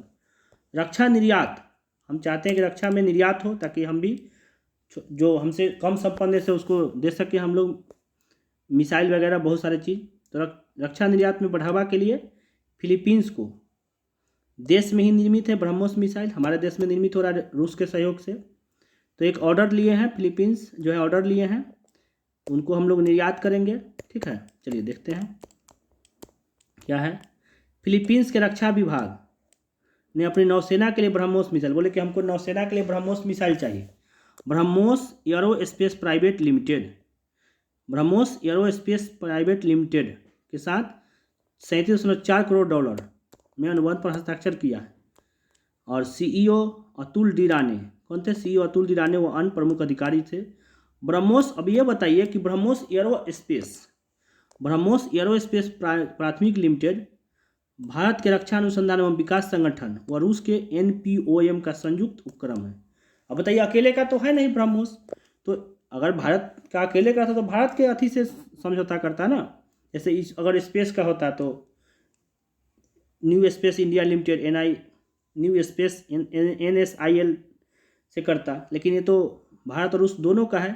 तो भारत रूस दोनों का जो है संयुक्त एक कंपनी है, क्या नाम है उसका, ब्रह्मोस एरोस्पेस में प्राइवेट लिमिटेड, जो कि भारत के रक्षा अनुसंधान एवं रूस के NPOM का संयुक्त उपक्रम है। तो दोनों के बीच का जो संयुक्त उपक्रम है, उसी से फिलीपींस जो है, ठीक है, ऐसे निर्माण जो है भारत में ही हो रहा है और सहयोग रूस का है। और ब्रह्मोस का नाम जान ही रहे हैं, भारत के ब्रह्मपुत्र नदी और रूस के मुस्कवा नदी के नाम पर पड़ा है। भारत जो है ये ब्रह्मोस मिसाइल जो है, जो कि LAC जान ही रहे, चाइना के साथ हमारा बहुत ज़्यादा अथी रहता है। तो LAC line of actual control, Pakistan के साथ हम लोग रखे हुए हैं LOC line of control, direct एकदम तय है कि यहाँ से लाइन है, रेड क्लिफ रेखा जो है तय है भारत पाकिस्तान के बीच में कि यह लाइन है। लेकिन चाइना के साथ ऐसा बात नहीं है, चाइना के साथ बहुत सारा पहाड़ उहाड़ है, ऐसे है, तो कुछ किलोमीटर का है, जो है इतना किलोमीटर का मान लिया कि लाइन ऑफ एक्चुअल कंट्रोल है। तो इसको जो है कोई डायरेक्ट लाइन नहीं है रेड क्लिफ की तरह की, इस लाइन के उधर ही है इधर ही, ये कुछ दूर जो है एक्चुअल कंट्रोल बनाया गया है। मैकमोहन रेखा भारत चीन के बीच है ना। तो लाइन ऑफ एक्चुअल कंट्रोल पर भी हम लोग जो है चीन से लगी वास्तविक नियंत्रण रेखा जो है वहाँ पर भी हम लोग ब्रह्मोस मिसाइल स्थापित किए हुए हैं। कहाँ पर? लद्दाख में, अरुणाचल प्रदेश में। कहाँ पर? लद्दाख और अरुणाचल प्रदेश में। लद्दाख और अरुणाचल प्रदेश जो है चीन से सटता है ना, लद्दाख और अरुणाचल प्रदेश, तो वहाँ पर भी हम लोग ब्रह्मोस मिसाइल रखे हुए हैं, ब्रह्मोस मिसाइल तैनात की हुई है। लिखा हुआ है ना। तो फिलीपींस को भी दे रहे हैं कि ठीक है ले लो। ब्रह्मोस मिसाइल क्या है? तो हवा से हवा में मार करने वाली, डीआरडीओ के चेयरमैन सतीश रेड्डी के अनुसार, डीआरडीओ के चेयरमैन कौन है? सतीश रेड्डी। रक्षा के लिए हमेशा रेडी रहते हैं कौन? सतीश रेड्डी। तो कहें कि सतीश रेड्डी के अनुसार सतह से आकाश में मार करने वाली, आकाश व हवा में मार करने वाले अस्त्र एंटी टैंक मिसाइलों के साथ रडार, टारपीडो व अन्य युद्धक उत्पादों की खरीद से भारत के लिए अनेक देशों में रुचि बढ़ा है, कि देश का रुचि बढ़ा है कि हम भी जो है भारत से खरीदें। एंटी टैंक मिसाइल और सतह से हवा, हवा से हवा, ये सब जो मिसाइल चाहता है। जैसे फिलीपींस तो ये पहला प्रयास है ना कि फिलीपींस जो है हमारा रक्षा सौदा हमारा हुआ है फिलीपींस से कि चलो ब्रह्मोस खरीदो। चलिए ब्रह्मोस का एक और चीज़ देख लेते हैं। ऐसे ब्रह्मोस भूमि से भूमि, भूमि से समुद्र, समुद्र से भूमि, भूमि से आकाश, सब तरह के इसमें परीक्षण हो चुका है ब्रह्मोस का। तो एक जो है देखिए ब्रह्मोस के समुद्र से समुद्र में वार करने वाले C2C संस्करण का परीक्षण हुआ है अभी दिसंबर 2021 में। कई परीक्षण के पश्चात देश में ही विकसित मिसाइलों के लिए विभिन्न संस्करण के परीक्षण का सिलसिला जारी रहा। ठीक है, और ब्रह्मोस का परीक्षण हुआ है। अच्छा, हम इसी में पढ़ दिए थे। सुपरसोनिक क्रूज मिसाइल ब्रह्मोस है, C2C का परीक्षण हुआ है विशाखापत्तनम, INS विशाखापत्तनम से हुआ। जब समुद्र से समुद्र होगा तो कोई INS वाला ही होगा ना, इंडियन नेवी शिप से ही, तो विशाखापत्तनम से हुआ है। मुंबई में मझगांव शिप बिल्डर्स लिमिटेड द्वारा निर्मित है। ठीक है ना। INS विशाखापत्तनम जो है मझगांव शिप बिल्डर्स लिमिटेड द्वारा निर्मित है, INS विशाखापत्तनम। तो इसी में वो बोले हैं कि सुपरसोनिक ब्रह्मोस मिसाइल अधिकतम दूरी तक परीक्षण किया गया। सुपरसोनिक ब्रह्मोस मिसाइल जो है अधिकतम दूरी तक परीक्षण किया गया, लक्ष्य पर सटीक प्रहार किया है। चलिए, और पिछला महीना भी आप देखे थे कि जो इसका जो है वायु संस्करण जो है सुखोई 30 से हुआ था, पता ही है, जिसका 2.8 मैक था। सुपरसोनिक क्रूज मिसाइल है ना ब्रह्मोस। क्रूज मतलब समझा देते ना, ऊपर इच्छित दिशा में गाइडेड मिसाइल होता है क्रूज। और ये वायु संस्करण है तो सुखोई 30 जो है उससे किया गया प्रक्षेपित। ये तो पहले का न्यूज़ है वायु संस्करण का। एक छोटा सा न्यूज़ है, देख लीजिए।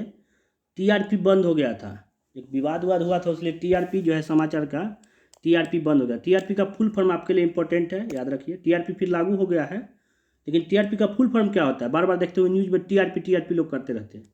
टेलीविजन रेटिंग पॉइंट, इसी के TRP के लोग चलते, लोग कैसा न्यूज़ बनाते हैं। तो TRP बंद हो गया था विवाद के कारण, फिर जो है शुरू हो गया। ठीक है, चलते हैं आगे। चलिए आगे देखते हैं। स्वदेश निर्मित विमान वाहक पोत, युद्धपोत जो है विमान वाहक युद्धपोत है विक्रांत, समुद्री परीक्षणों का एक और दौर संपन्न।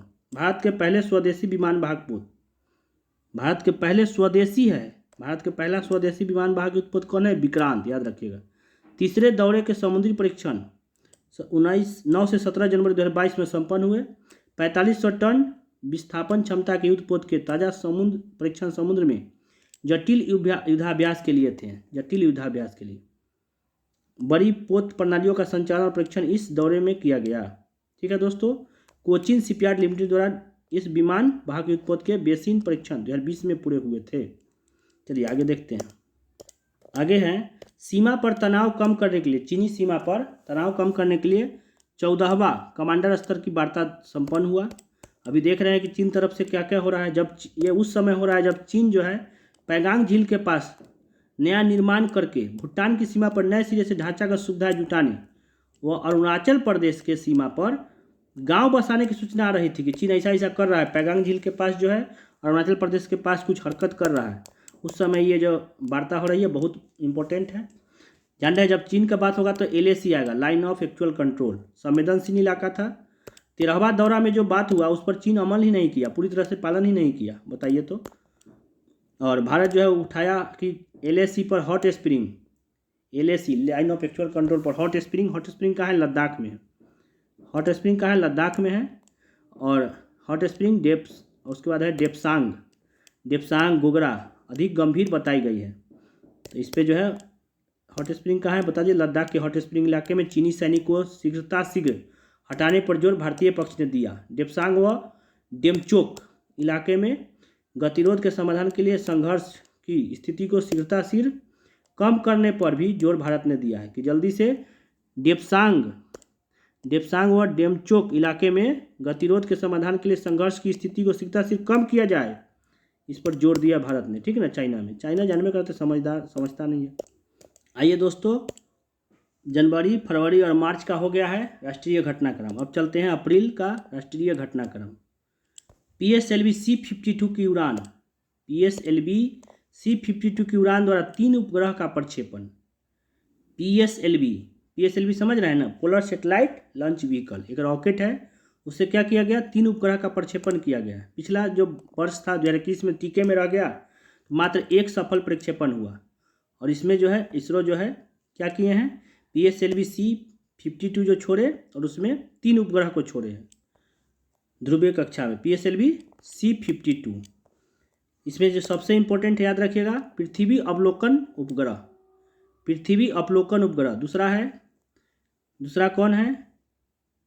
दूसरा देख लेते हैं। PSLV C-52 का दूसरा उपग्रह था INS-2TD। ये जो है भूटान के संयुक्त उपग्रह का ये अग्रदूत है। इसमें क्या होगा? थर्मल इमेजिंग होगा। क्या होगा? थर्मल इमेजिंग होगा। इमेजिंग कैमरे से ली गई तस्वीर जो जमीन और सतह के पानी के तापमान का पता लगा सकेगा। दूसरा जो ये उपग्रह है उससे, इसका जीवन काल 6 माह होगा। और ये जो पृथ्वी वाला कितना होगा? इसका जीवन काल 10 वर्ष होगा। ये जो बहुत इंपॉर्टेंट था।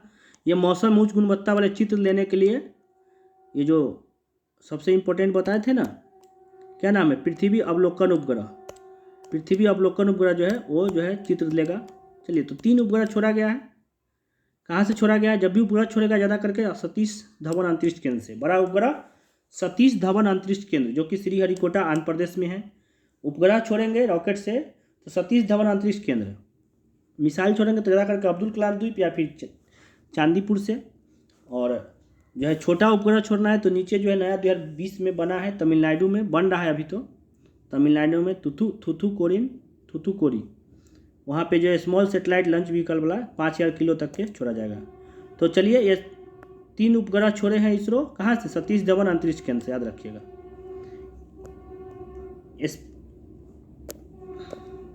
आगे चलते हैं। इसमें 2 उपग्रह तो देख लिए, तीसरा उपग्रह भी देख ही लीजिए। तीसरा उपग्रह भी इम्पोर्टेंट है। पहला उपग्रह तो हो गया पृथ्वी के लिए इमेज भेजने के लिए, मौसम सब पता लगाने के लिए। दूसरा भूटान वाला रिलेटेड है जिसमें पानी उनी का पता लगेगा। और तीसरा जो है ये विद्यार्थी लोग उपग्रह बनाया था IIST कोलोराडो यूनिवर्सिटी बोल्डर के सहयोग से। तीसरा उपग्रह जो है inspire satellite 1 INSPIR inspire satellite 1 Thiruvananthapuram स्थित भारतीय अनुसंधान विज्ञान जो है वो बनाया है। IIST का फुल फॉर्म क्या होता है? Indian institute of space science and technology. देखिए, ये विद्यार्थी लोग जो है ना पढ़ते भी हैं और स्पेस के क्षेत्र में रिसर्च भी करते हैं। तो ये जो उपग्रह बनाए हैं, इनका उपग्रह को इसरो छोड़ दिया। चलो छोड़ देते हैं दोस्तों। PSLV XL जो है कॉन्फ़िगरेशन में इसका 23वां मिशन था अंतरिक्ष तक की। अपनी यह 4 चरण से गुजरता है। पहला चरण ठोस, दूसरा चरण द्रव लिक्विड ईंधन। पहला चरण में ठोस ईंधन, दूसरा चरण में लिक्विड ईंधन, फिर तीसरा चरण में ठोस ईंधन, चौथा चरण में लिक्विड ईंधन, यानी ठोस लिक्विड 4 चरण में यह जो है गुजरता है। 4 चरण से लिक्विड ईंधन इस्तेमाल होता है 4 चरण में। चलिए आगे देखते हैं।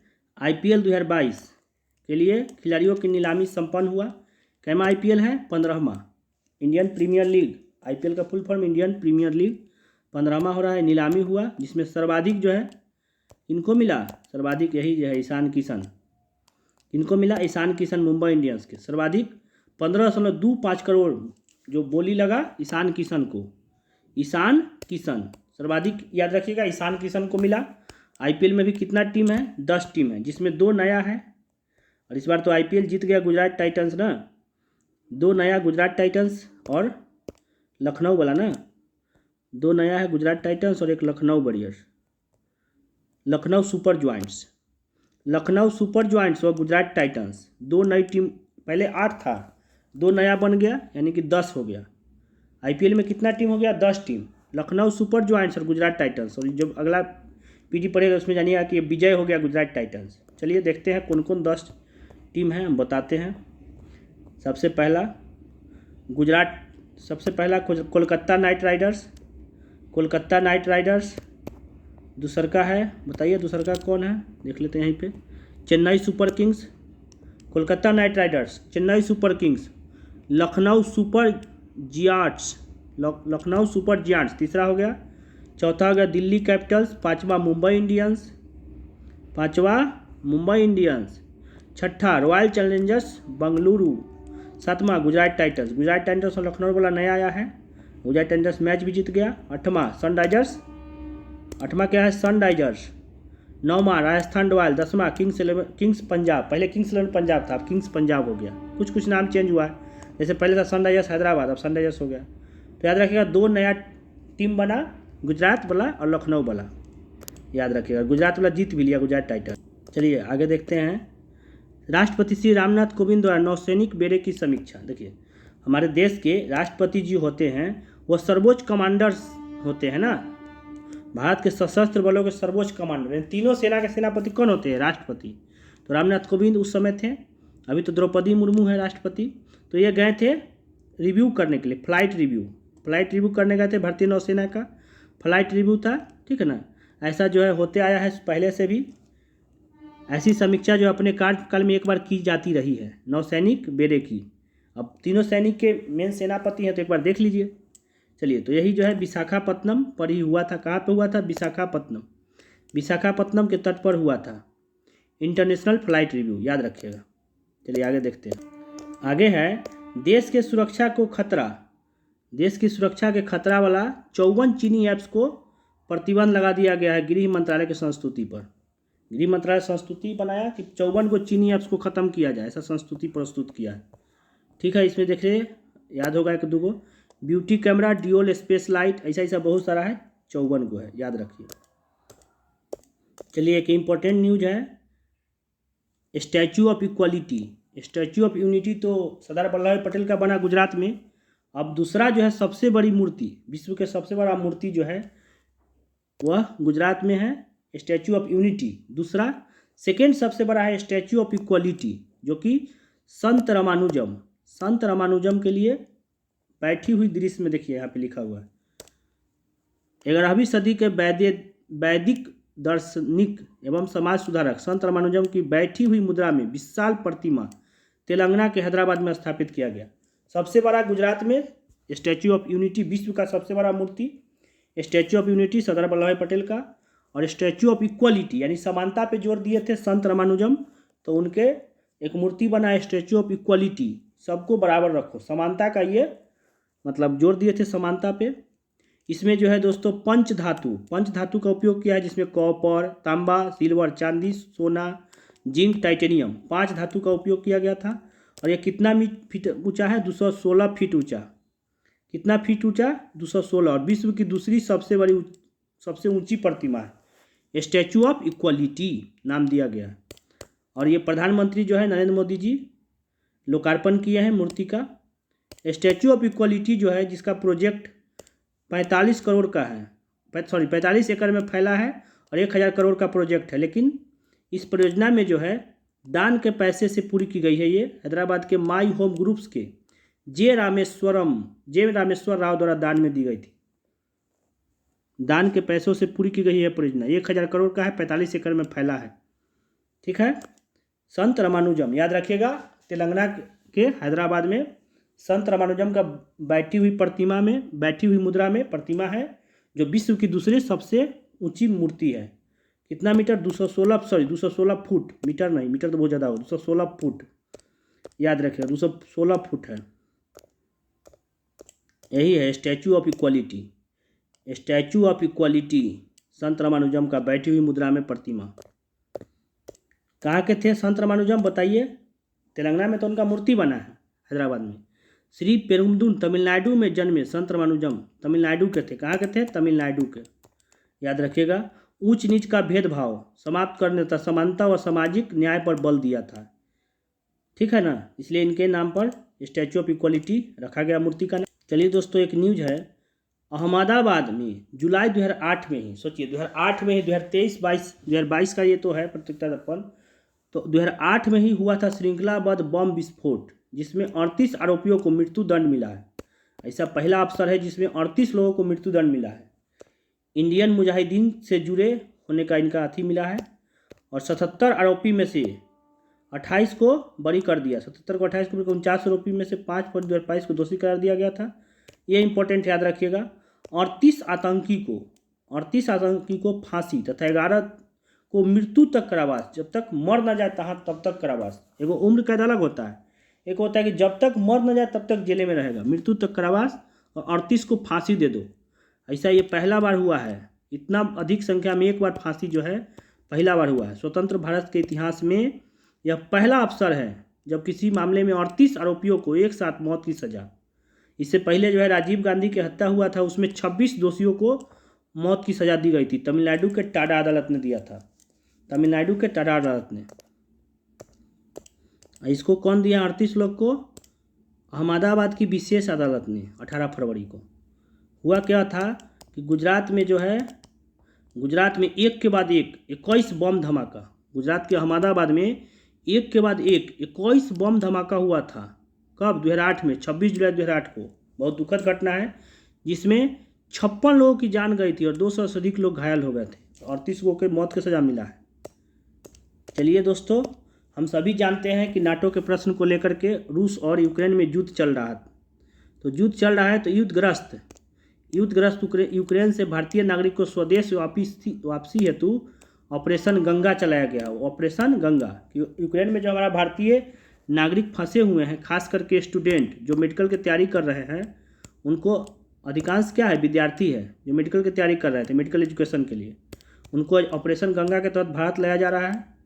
यूक्रेन की राजधानी कहाँ है बताइए? कीव। यूक्रेन की राजधानी कीव है, और राष्ट्रपति कौन है? जेलसिंकी। यूक्रेन के राष्ट्रपति जेलसिंकी है। इनको लाया कैसे जाएगा? नागरिकों को सड़क मार्ग से पहले सीमावर्ती देश, कहाँ पे? पोलैंड, सीमावर्ती देश यूक्रेन के बगल में जो देश है, पोलैंड, हंगरी, रोमानिया, स्लोवाकिया आदि में लाया जाएगा, और वहाँ से फिर चार्टर्ड विमानों द्वारा इन्हें स्वदेश लाया जाएगा। मोदी जी इस बात को सीरियस लिए हैं, और 4 गो मंत्री को भेज दिया कि आप जाइए थोड़ा सा बगल के देश में, और 4 मंत्री इन देशों में जाकर के समन्वय के लिए भेज दिए हैं कि जाइए थोड़ा देख लीजिए। अगला देख लीजिए न्यूज। क्या हुआ कि टेबल टेनिस महासंघ के प्रशासन हेतु दिल्ली उच्च न्यायालय द्वारा प्रशासक की नियुक्ति किया गया है। दिल्ली हाईकोर्ट जो है ने खेद जताते हुए इसको निलंबित करते हुए, दिल्ली उच्च न्यायालय टेनिस महासंघ की स्थिति को खेद जताते हुए इसे निलंबित करते हुए इसके प्रशासन के लिए प्रशासक समिति की नियुक्ति कब किए? फरवरी 2022 में। कब क्या हुआ था कि राष्ट्रमंडल और ये आपको खेल रत्न पुरस्कार जीतने वाली, राष्ट्रमंडल में स्वर्ण पदक और खेल रत्न पुरस्कार जीतने वाली मनिका बत्रा, क्या नाम है? मनिका बत्रा। उन्होंने एक आरोप लगाया था। क्या आरोप लगाया था देखिए यहाँ पे।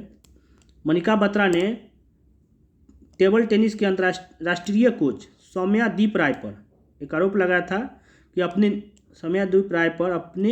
एक निजी प्रशिक्षु के हाथों एक क्वालिफायर मैच गंवाने के लिए दबाव बनाने का आरोप लगाया था कि सौम्यादीप राय जो है, सौम्यदीप राय पर उन्होंने क्या किया? आरोप लगाया था कि एक निजी प्रशिक्षु के हाथों एक क्वालिफायर मैच गंवाने के लिए दबाव बनाया गया है मुझ पर।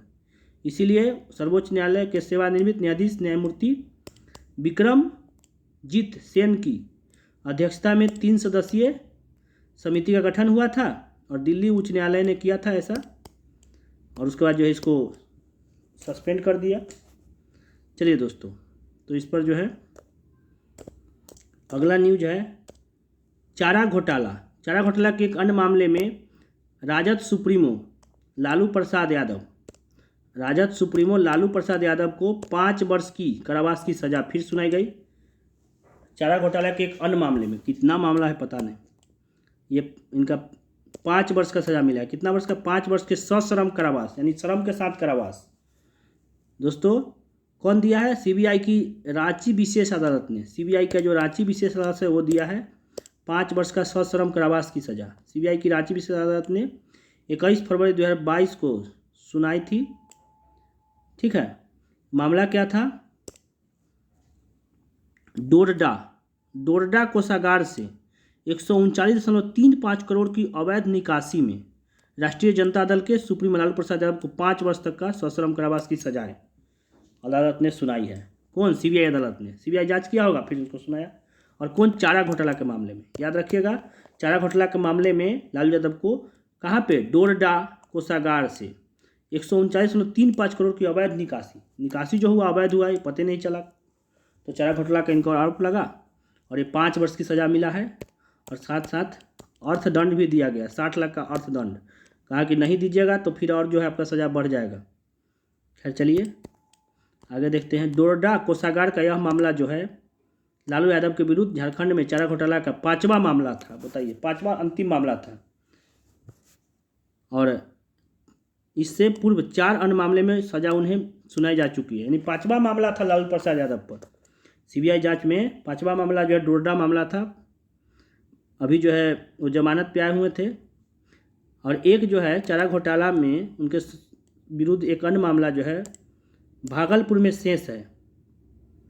चलिए दोस्तों आगे देखते हैं। दोस्तों अप्रैल 2022 का हो गया राष्ट्रीय घटनाक्रम। चलते हैं मई 2022 का राष्ट्रीय घटनाक्रम। उत्तर प्रदेश, पिछला महीना में देखें उत्तर प्रदेश, उत्तराखंड, गोवा। उत्तर प्रदेश से उत्तराखंड बना है। तीसरा हो गया गोवा, चौथा मणिपुर, ठीक है, और 5वां पंजाब। 5 राज्य में चुनाव हुए थे, जिसमें पंजाब में जो है आम आदमी पार्टी की सरकार बनी है, भगवंत मान मुख्यमंत्री बने। तो इन राज्यों में जो है कितना विधानसभा सीट है और कौन कौन मुख्यमंत्री बने हैं, बस ये देख लीजिए। यूपी में 403 है। यूपी में कितना है? 403, 403, 4 के बाद 3 तो 403। यूपी में कौन मुख्यमंत्री हैं? योगी आदित्यनाथ। देख लीजिए, योगी आदित्यनाथ जी यही है। यूपी में योगी आदित्यनाथ जो पहले भी थे, और दूसरा कार्यकाल इनका चलेगा योगी आदित्यनाथ जी का। दूसरा उत्तराखंड में बताइए कितना विधानसभा सीट है? 70 विधानसभा सीट है। और इसके मुख्यमंत्री बने पुष्कर सिंह धामी। क्या नाम था? पुष्कर सिंह धामी। मुख्यमंत्री को याद कराने का ट्रिक भी बताए थे। यूपी में तो सबको पता है, योगी आदित्यनाथ फेमस है, इसे भी चर्चा में रहते हैं। उत्तराखंड में है पुष्कर सिंह धामी, यही है पुष्कर सिंह धामी। देख लीजिए, पुष्कर सिंह धामी। याद कराए थे कि धामी सांप जो है उतरा ऊपर से, पुष्प जो कहीं पे था ना, माली का जो पूरा पुष्प था लगा हुआ, तो वहीं से एक धामी सांप निकला, उत्तराखंड ऊपर से उतरा। तो उत्तराखंड के मुख्यमंत्री पुष्कर सिंह धामी हैं। चलिए आगे देखते हैं। तीसरा मणिपुर में कितना सीट है? 60 सीट है।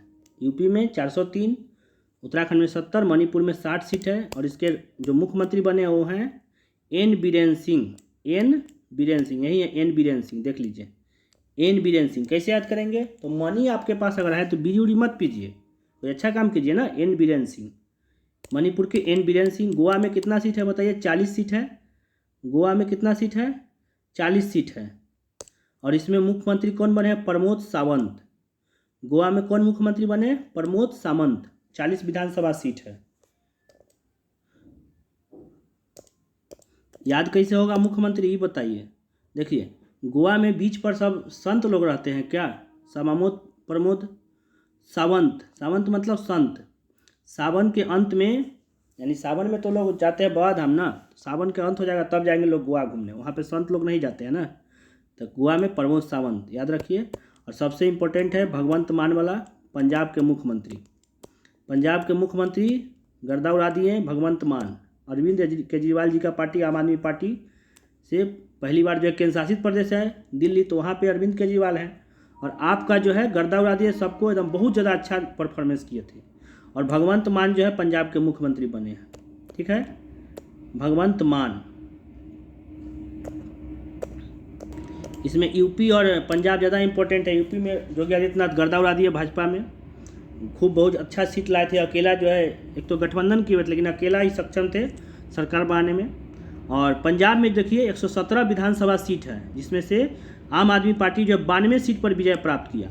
और हंसी लगेगा, मतलब एक तरह से सुनने में भी थोड़ा हंसी लगता है कि जो नवजोत सिंह सिद्धू और नवजोत सिंह सिद्धू, पूर्व मुख्यमंत्री कैप्टन अमरिंदर सिंह, दिग्गज नेता, ये सब जो अपना सीट नहीं बचा पाए।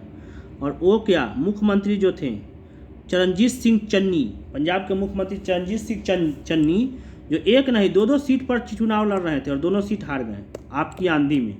भाजपा का तो आंधी बहुत आता है मोदी जी का, लेकिन आपका आंधी में चरणजीत सिंह चन्नी। ऐसे भी पंजाब के लोग जो है किसान विद्रोह कर रहे थे, ये भी बहुत बड़ा कारण बताया जा रहा है कि कृषि कानून का किसान जो है विरोध कर रहे थे, और इसी कारण जो है पंजाब में आम आदमी पार्टी जो है अपना जो है विजय प्राप्त किया, भगवंत मान का सरकार बना।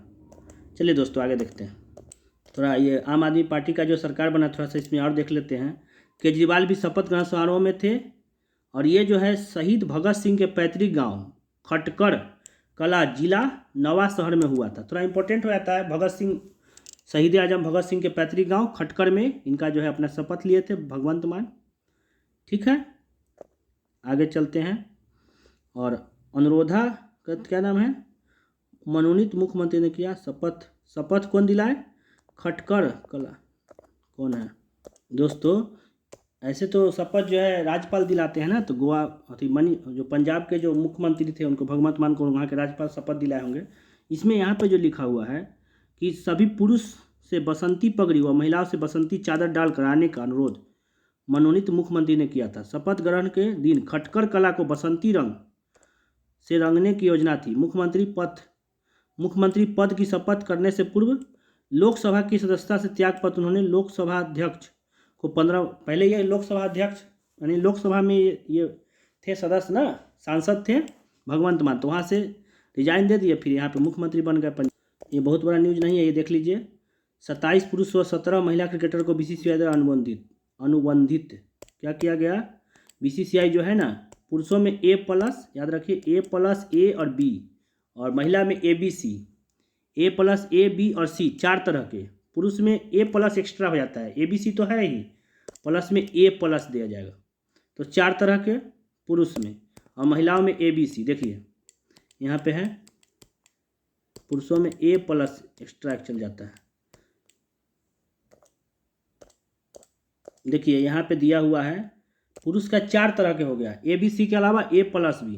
तो याद रखिएगा 1, 3, 5, 7, कितने याद रखना है, 1, 3, 5, 7, यानी कि A+ वाला को मिलेगा 7 करोड़, A वाले को 5 करोड़, ठीक है, B वाले को 3 करोड़, और सबसे नीचे C वाले को 1 करोड़ मिलेगा। तो A+ वाले जो हैं कौन कौन हैं, ये इंपॉर्टेंट है। A+ वाला कौन कौन है, विराट कोहली, रोहित शर्मा, जसप्रीत बुमराह, जो 7-7 करोड़ लेके जाएंगे। विराट कोहली, रोहित शर्मा, जसप्रीत बुमराह, 7-7 करोड़। और A श्रेणी को 5 करोड़, B श्रेणी को बोलिए, B श्रेणी को 3 करोड़, 1, 3, 5, 7 याद रखना है ना। B श्रेणी को 3 करोड़, इतने याद रखिए, B श्रेणी को 3 करोड़ और C श्रेणी को 1 करोड़। उसी प्रकार महिला में भी मिला है दोस्तों, उसका भी 1, 3, 5 है, उसमें तो 3 श्रेणी है ना, 1, 3, 5, तो उसको मिला 1, 3, 5, यानी A श्रेणी का होगा तो 50 लाख, 5 से 50 लाख कर दीजिए, 3 से 30 लाख और 1 से 10 लाख, यानी कि C वाला को 10 लाख मिलेगा। ठीक है, याद रखिए, C वाले को 10 लाख, महिला में C वाले को 10 लाख, महिला में C वाले को कितना मिलेगा, 10 लाख मिलेगा। ठीक ना। इसमें A वाला देख लीजिए एक आध गो, महिला में जो A वाला है, करने गया, महिला में A श्रेणी में हरमनप्रीत कौर, कौन है, हरमनप्रीत कौर, ये सब थोड़ा महिला क्रिकेटर के नाम जान गए। हरमनप्रीत कौर, स्मृति मंधना, पूनम यादव, दीप्ति शर्मा, राजेश्वरी गायकवाड़, ये सब A श्रेणी में है, 50 लाख जीती है। चलिए दोस्तों, नेक्स्ट न्यूज है, असम व मेघालय के बीच जो सीमा विवाद था, असम व मेघालय के बीच सीमा विवाद के आंशिक समाधान हेतु केंद्रीय गृह मंत्री मोटा भाई अमित शाह गए समझौता कराने के लिए। चलिए दोस्तों, बीते 50 वर्ष पुराने सीमा विवाद को सुलझाने के लिए एक समझौता ज्ञापन हुआ है। कहाँ पे, मुख्यमंत्रियों ने नई दिल्ली में केंद्रीय गृह मंत्रालय में गृह मंत्री अमित शाह की उपस्थिति में असम के मुख्यमंत्री हिमंत बिस्व शर्मा और मेघालय के कॉनराड संगमा। याद रखिएगा, असम के कौन है मुख्यमंत्री? हिमंत बिस्व शर्मा और मेघालय के कॉनराड संगमा। हम कहे थे, ट्रिक बताए थे कि मेघ का घर बनाना है तो घर में रॉड लगता है ना, रॉड और संगमरमर लगा दीजिए। और असम में जो है तेल है, डिबगोई है ना, तो वहाँ पे लोग तेल टंकी चलाते हैं, तो विश्वकर्मा जी, हेमंत विश्व शर्मा याद रखिए विश्वकर्मा से। ये दोनों राज्य के मुख्यमंत्री गए थे, ठीक ना, समझौते पर हस्ताक्षर हुआ गृह मंत्रालय के सामने, ठीक है। और ये सीमा विवाद था। इस विवाद के कुल 12 बिंदु पर जो है चर्चा हुआ। 12 बिंदुओं में से 6 सुलझा लिया गया और 6 बिंदु जो है यथाशीघ्र सुलझाने का प्रयास किया जाएगा। चलिए देखते हैं। यादव है कि असम का सीमा विवाद अन्य सीमावर्ती राज्य मिजोरम, नागालैंड और अरुणाचल प्रदेश के साथ भी है। असम का जो है उससे तो था ही, मेघालय से, और मिजोरम, नागालैंड और अरुणाचल प्रदेश के साथ भी है, उनको भी विभिन्न चरणों में सुलझाने का प्रयास किया जाएगा। एक न्यूज है 12 से 14 वर्ष के बच्चों के लिए टीकाकरण। पहले तो 18 वर्ष, फिर 15 से 18, फिर 12 से 14 वर्ष का भी बच्चों का टीकाकरण शुरू हो गया है चरणबद्ध तरीके से। बायोलॉजिकल ई कंपनी है, उन्होंने ही शायद टीका बनाया है इसका, ठीक है ना। बायोलॉजिकल ई कंपनी जो है उसने कौन सा टीका बनाया है? कार्बोवैक्स की भी दो खुराकें लेनी होगी। स्वास्थ्य मंत्रालय 1 अप्रैल 2022 के विज्ञप्ति के अनुसार 12 से 14 वर्ष की आयु के कुल 106 करोड़ बच्चों को कार्बोवैक्स की पहली डोज 31 मार्च 2022 तक दी जा चुकी है। चल दोस्तों, एक इम्पोर्टेंट न्यूज है आर्कटिक वाला। हम सभी जानते हैं कि आर्कटिक, ऊपर आर्कटिक और नीचे है अंटार्कटिक। तो भारत की आर्कटिक नीति 2022, उत्तर ध्रुवीय आर्कटिक, उत्तर ध्रुव में क्या है? आर्कटिक है, दक्षिण ध्रुव में अंटार्कटिक है। तो उत्तर ध्रुवीय आर्कटिक के साथ भारत का जुड़ाव एक सदी पहले का है, जब फरवरी 1920 में पेरिस के सलाबोर्ड संधि पर हस्ताक्षर किए गए थे। इसमें जो है भारत ने आर्कटिक में 13 अभियानों का सफलतापूर्वक संचालन किया है। इस क्षेत्र के समुद्र विज्ञान, वातावरण, प्रदूषण और सूक्ष्म जीव विज्ञान से संबंधित अध्ययनों में सक्रिय रूप से शामिल रहा है। भारत जो है आर्कटिक परिषद में 13 राष्ट्र पर्यवेक्षक है। Germany, France, Italy, Japan, Netherlands, चीन, पोलैंड, दक्षिण Korea, Spain, Switzerland, United Kingdom के अतिरिक्त भारत भी इसमें शामिल है। ठीक है दोस्तों, भारत और आर्कटिक सतत विकास के लिए एक साझेदारी का निर्माण करना है। भारत और आर्कटिक सतत विकास के लिए एक साझेदारी का निर्माण शीर्षक से जारी भारत की आर्कटिक नीति 6 स्तंभ निर्धारित करती है। 6 स्तंभ क्या क्या है अपना देख लीजिएगा। भारत के वैज्ञानिक अनुसंधान और सहयोग को मजबूत करना, फिर जलवायु और पर्यावरण संरक्षण, आर्थिक और मानव विकास, परिवहन और कनेक्टिविटी, शासन और अंतर्राष्ट्रीय सहयोग, आर्कटिक क्षेत्र में राष्ट्रीय क्षमता निर्माण, ये सब है। तो ये आर्कटिक नीति जो है लागू करने में शिक्षाविद, अनुसंधान, समुदाय, व्यवसाय, उद्योग सहित कई हितधारक शामिल होंगे। कुछ उद्देश्य है, चलिए आगे देखते हैं दोस्तों। एक और न्यूज है, फिल्म जगत से संबंधित 4 इकाइयों का राष्ट्रीय फिल्म विकास निगम में विलय, तालमेल बैठाने के लिए चारों को विलय कर दिया गया। चलिए आगे देखते हैं। आगे चलिए दोस्तों, इंपॉर्टेंट देखते हैं।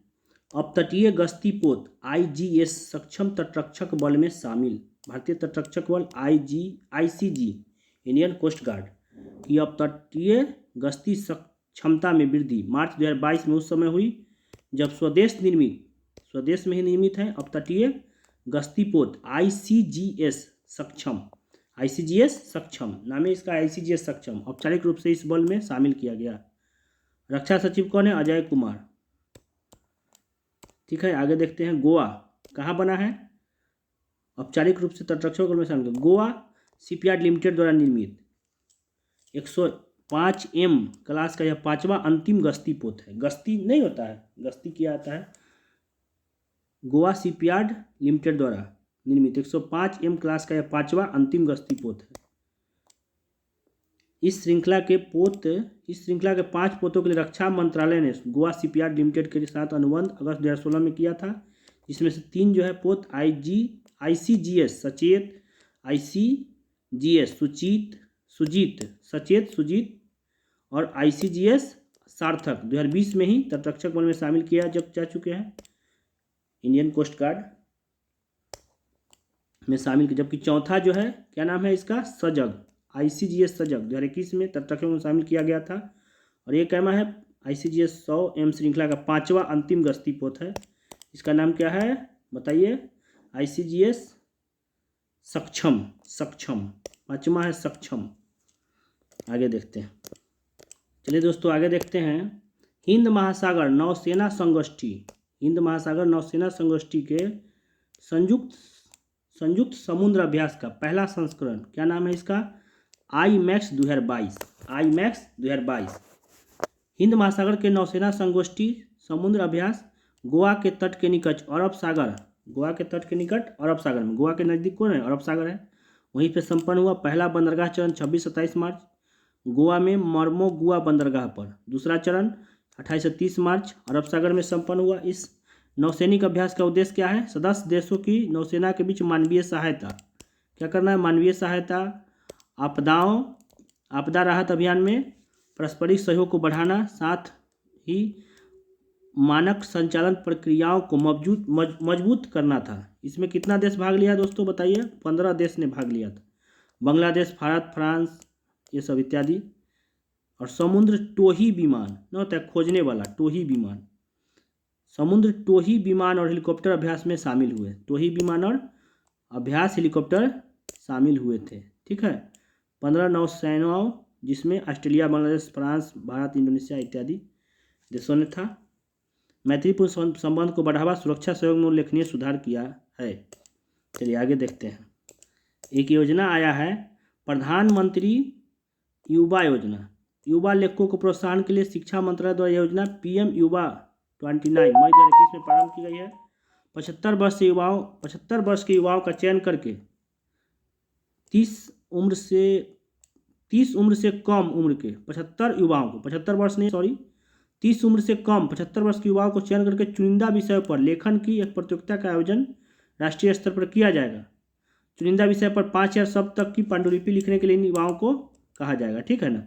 22 भाषा और अंग्रेजी में यह प्रस्ताव आमंत्रित किए गए थे और उसी अनुसार से इनको जो है लेखन कला का विकास होगा। चलिए आगे देखते हैं अगला मंथ में। चलिए दोस्तों देखते हैं जून 2022 राष्ट्रीय घटनाक्रम। नई दिल्ली में प्रधानमंत्री संग्रहालय का उद्घाटन। नई दिल्ली में प्रधानमंत्री संग्रहालय खुला है। चलिए देखते हैं। अब तक के सभी प्रधानमंत्रियों की स्मृतियों को संजोने के लिए प्रधानमंत्री संग्रहालय कहाँ खुला है? नई दिल्ली में। नई दिल्ली में 14 अप्रैल को अंबेडकर जयंती के अवसर पर 3 मूर्ति भवन में, कहाँ पर? 3 मूर्ति भवन के परिसर में नया रूप देकर के बनाए गए हैं। पूर्ववर्ती नेहरू संग्रहालय भवन में भी इसमें शामिल है। नवनिर्मित प्रधानमंत्री संग्रहालय के सभी प्रधानमंत्रियों के बारे में न केवल विस्तार से बताया जाएगा बल्कि उनके कार्य भी प्रदर्शित किए जाएंगे। ठीक है, तो प्रधानमंत्री संग्रहालय बना है। इसमें जो है पहला ब्लॉक जो है तत्कालीन 3 मूर्ति भवन था और दूसरा ब्लॉक जो है नवनिर्मित भवन है। पहले से तत्कालीन 3 मूर्ति भवन था और एक नया बना है। ठीक है ना। इसमें प्रधानमंत्री संग्रहालय बन गया है। पूर्व प्रधानमंत्री का चुनौती, अच्छा चीज़ है, प्रधानमंत्री के बारे में बता दिया, अच्छा बात है। स्वदेश निर्मित anti tank guided missile Helina के परीक्षण। हेलिना स्वदेश निर्मित anti tank guided missile. Anti tank मतलब जो टैंक को उड़ाते हैं ना, एंटी टैंक गाइडेड मिसाइल। जब भी मिसाइल होगा तो DRDO जरूर आएगा, रक्षा अनुसंधान एवं विकास संगठन। और ये जो है एंटी टैंक गाइडेड मिसाइल है, मतलब कि मिसाइल में गाइडेड मिसाइल होता है ना, क्रूज मिसाइल जो होता है वो गाइडेड होता है। और इसका नाम क्या है? हेलिना। शायद नाग का ही नया रूप है हेलिना।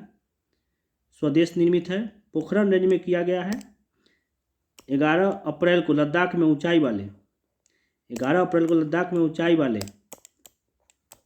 वाले क्षेत्र में लाइट कॉम्बैट हेलीकॉप्टर से किया गया। लाइट कॉम्बैट हेलीकॉप्टर का परीक्षण किया। नकली टैंक के लक्ष्य को, क्योंकि एंटी टैंक है ना, तो नकली टैंक के लक्ष्य को ध्वस्त किया है।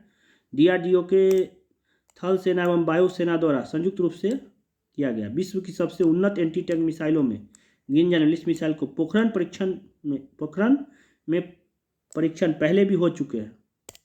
ठीक है ना।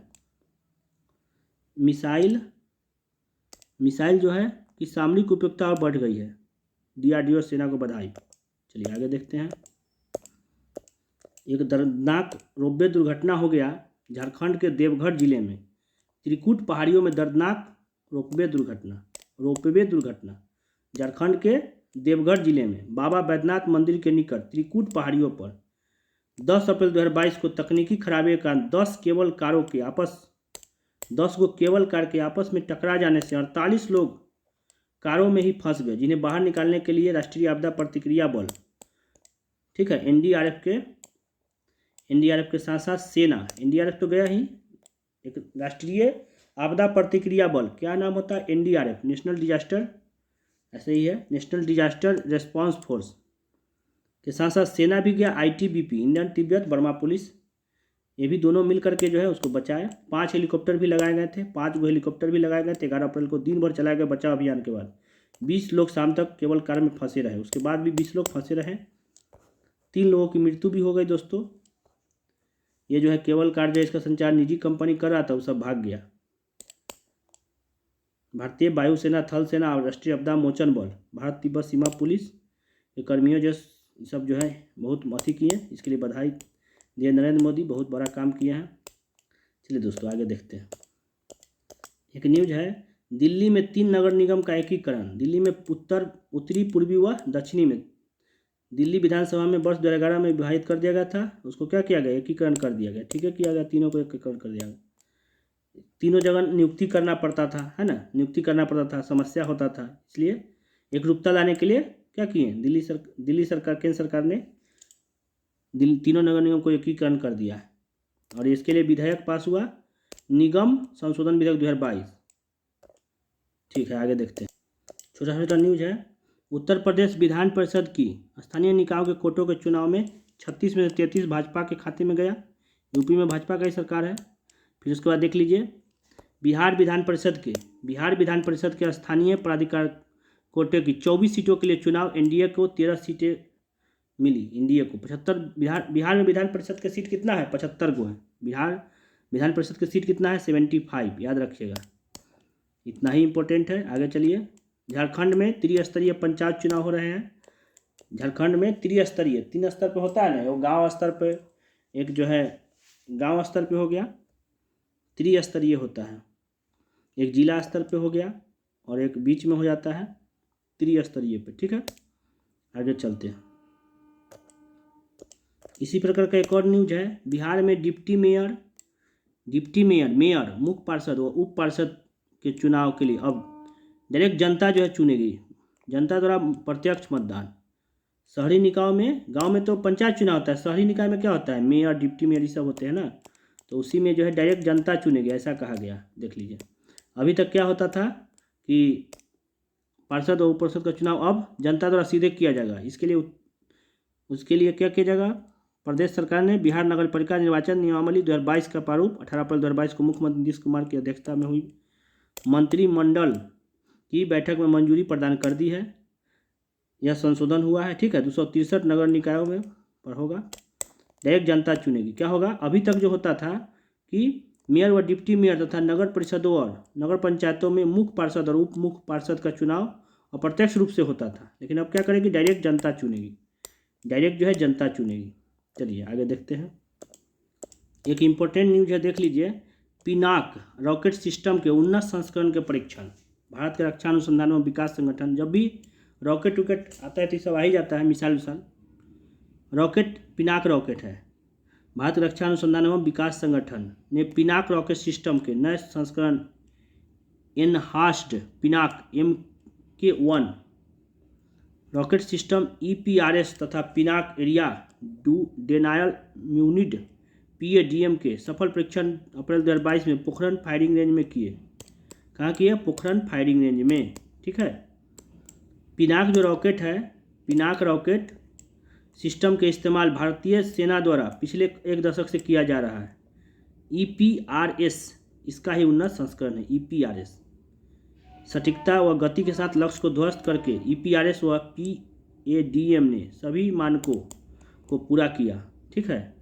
उसके बाद जो है APRS के टेक्नोलॉजी एब्जॉर्बेशन में का पूरा चरण जो है रक्षा उद्योग द्वारा पूरा कर लिया गया है।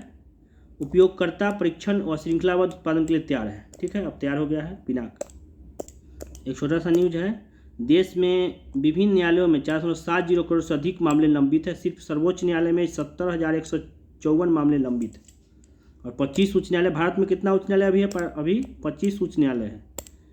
एक जो है तेलंगाना में जब बन गया तो एक नया बन गया है उच्च न्यायालय आंध्र प्रदेश में, ठीक है। तेलंगाना हैदराबाद वाला तेलंगाना में चला गया तो एक नया उच्च न्यायालय बन गया। चलिए आगे देखते हैं। स्वदेश निर्मित यात्री विमान, स्वदेश निर्मित यात्री विमान डोर्नियर 228 की पहली व्यावसायिक उड़ान, डोर्नियर 228 की पहली व्यावसायिक उड़ान। दोस्तों ये जो डोर्नियर 228 जो है विमान वो यात्री को लेके जाएगा। प्रधानमंत्री नरेंद्र मोदी का आत्मनिर्भर भारत पहल को एक बड़ा प्रोत्साहन मिला। कब? जब कौन बनाया है? हिंदुस्तान एरोनॉटिक्स लिमिटेड HAL द्वारा, HAL द्वारा बनाया गया डोर्नियर 228 विमान। व्यावसायिक उड़ान की शुरुआत किया गया। इसमें कितना सीट है? 17 को सीट है इस विमान में। और अभी तक जो है सेना उपयोग करते थे, अब जो है व्यावसायिक उड़ान होगा। असम के डिब्रूगढ़ से अरुणाचल प्रदेश के पासीघाट तक 12 अप्रैल 2022 को भारी आम नागरिकों के लिए इस उड़ान को संचालन सार्वजनिक क्षेत्र की विमान सेवा कंपनी, क्या नाम है? एयरलाइंस एयर शुरू किया। कौन की? एयरलाइंस एयर ने शुरू किया, ठीक है। चलिए आगे देखते हैं। चलिए हम लोग पढ़े थे स्कॉर्पियन श्रेणी के 6 पनडुब्बी का समझौता हुआ था फ्रांस से मेक इन इंडिया के तहत। तो मुंबई में जो Mazagon dock ship builders limited है उसमें निर्माण हुआ था। तो अब जो है 6ठी पनडुब्बी बागसीर का जलावरण हो गया है। इस श्रेणी की 5वीं पनडुब्बी बागसीर को इस वर्ष 2022 में ही नौसेना को सौंपे जाने की संभावना है। 5वीं पनडुब्बी बागसीर को इस वर्ष 2022 में ही नौसेना को सौंपे जाने। स्कॉर्पियन श्रेणी के 6 पनडुब्बी जो है भारत में ही निर्माण के लिए फ्रांस नौसैनिकी कंपनी DCNS, बताए थे DCNS के साथ समझौता हुआ था। 5 बताए थे, फिर से देख लीजिए। कलवरी, खंडेरी, करंज, बेला और बागीर बागसीर, 6 को हो गया ना, इतना ही था स्कॉर्पियन श्रेणी। आगे देख लीजिए। राष्ट्रीय ग्राम स्वराज अभियान 4 वर्ष तक जारी रखने के लिए केंद्रीय मंत्रिमंडल की मंजूरी। केंद्रीय मंत्रिमंडल ने मंजूरी दे दिया है कि राष्ट्रीय ग्राम स्वराज जो है 4 वर्ष तक जारी रहेगा। चलिए आगे देखते हैं नेक्स्ट न्यूज में। अपराधियों की पहचान हेतु 102 वर्ष पुरानी कानून के स्थान पर एक नया आपराधिक प्रक्रिया पहचान अधिनियम 2022 लाया गया। अपराधी के पहचान के लिए, अपराधियों एवं दोषियों को सही पहचान के लिए 102 वर्ष पुराने बंदियों की पहचान अधिनियम 1920, ठीक है ना, आइडेंटिफिकेशन ऑफ प्रिजनर्स एक्ट 1920 को विस्थापित करके एक नया प्रभावी कानून के लिए नया आपराधिक प्रक्रिया पहचान अधिनियम, क्या है नाम इसका? The criminal procedure identification act 2022 के लिए संसद के दोनों सदनों में अप्रैल 2022 में पारित, लोकसभा में 4 अप्रैल को और राज्यसभा में 6 अप्रैल को पारित हुआ है, ठीक है। जिसमें 1920 के पुराने अधिनियम के तहत केवल ऐसे कैदियों की सीमित जानकारी, फिंगरप्रिंट व फुटप्रिंट के एकत्र करने का अधिकार पुलिस को प्राप्त था। दोषी साबित हो चुके हैं। चलिए आपराधिक प्रक्रिया जो है पहचान अधिनियम 2022 से पुलिस को गिरफ्तारी किए गए किसी व्यक्ति के शारीरिक व बायोलॉजिकल सैंपल लेने का अधिकार मिल जाएगा, ठीक है। उंगली, पैर, हथेली के निशान, रेटिना इत्यादि। तो दोस्तों 6 महीना का हो गया राष्ट्रीय घटनाक्रम, ये पार्ट 1 है। नेक्स्ट पार्ट के लिए फिर से देखते रहिए। तो आज के लिए इतना ही। जय हिंद, जय भारत।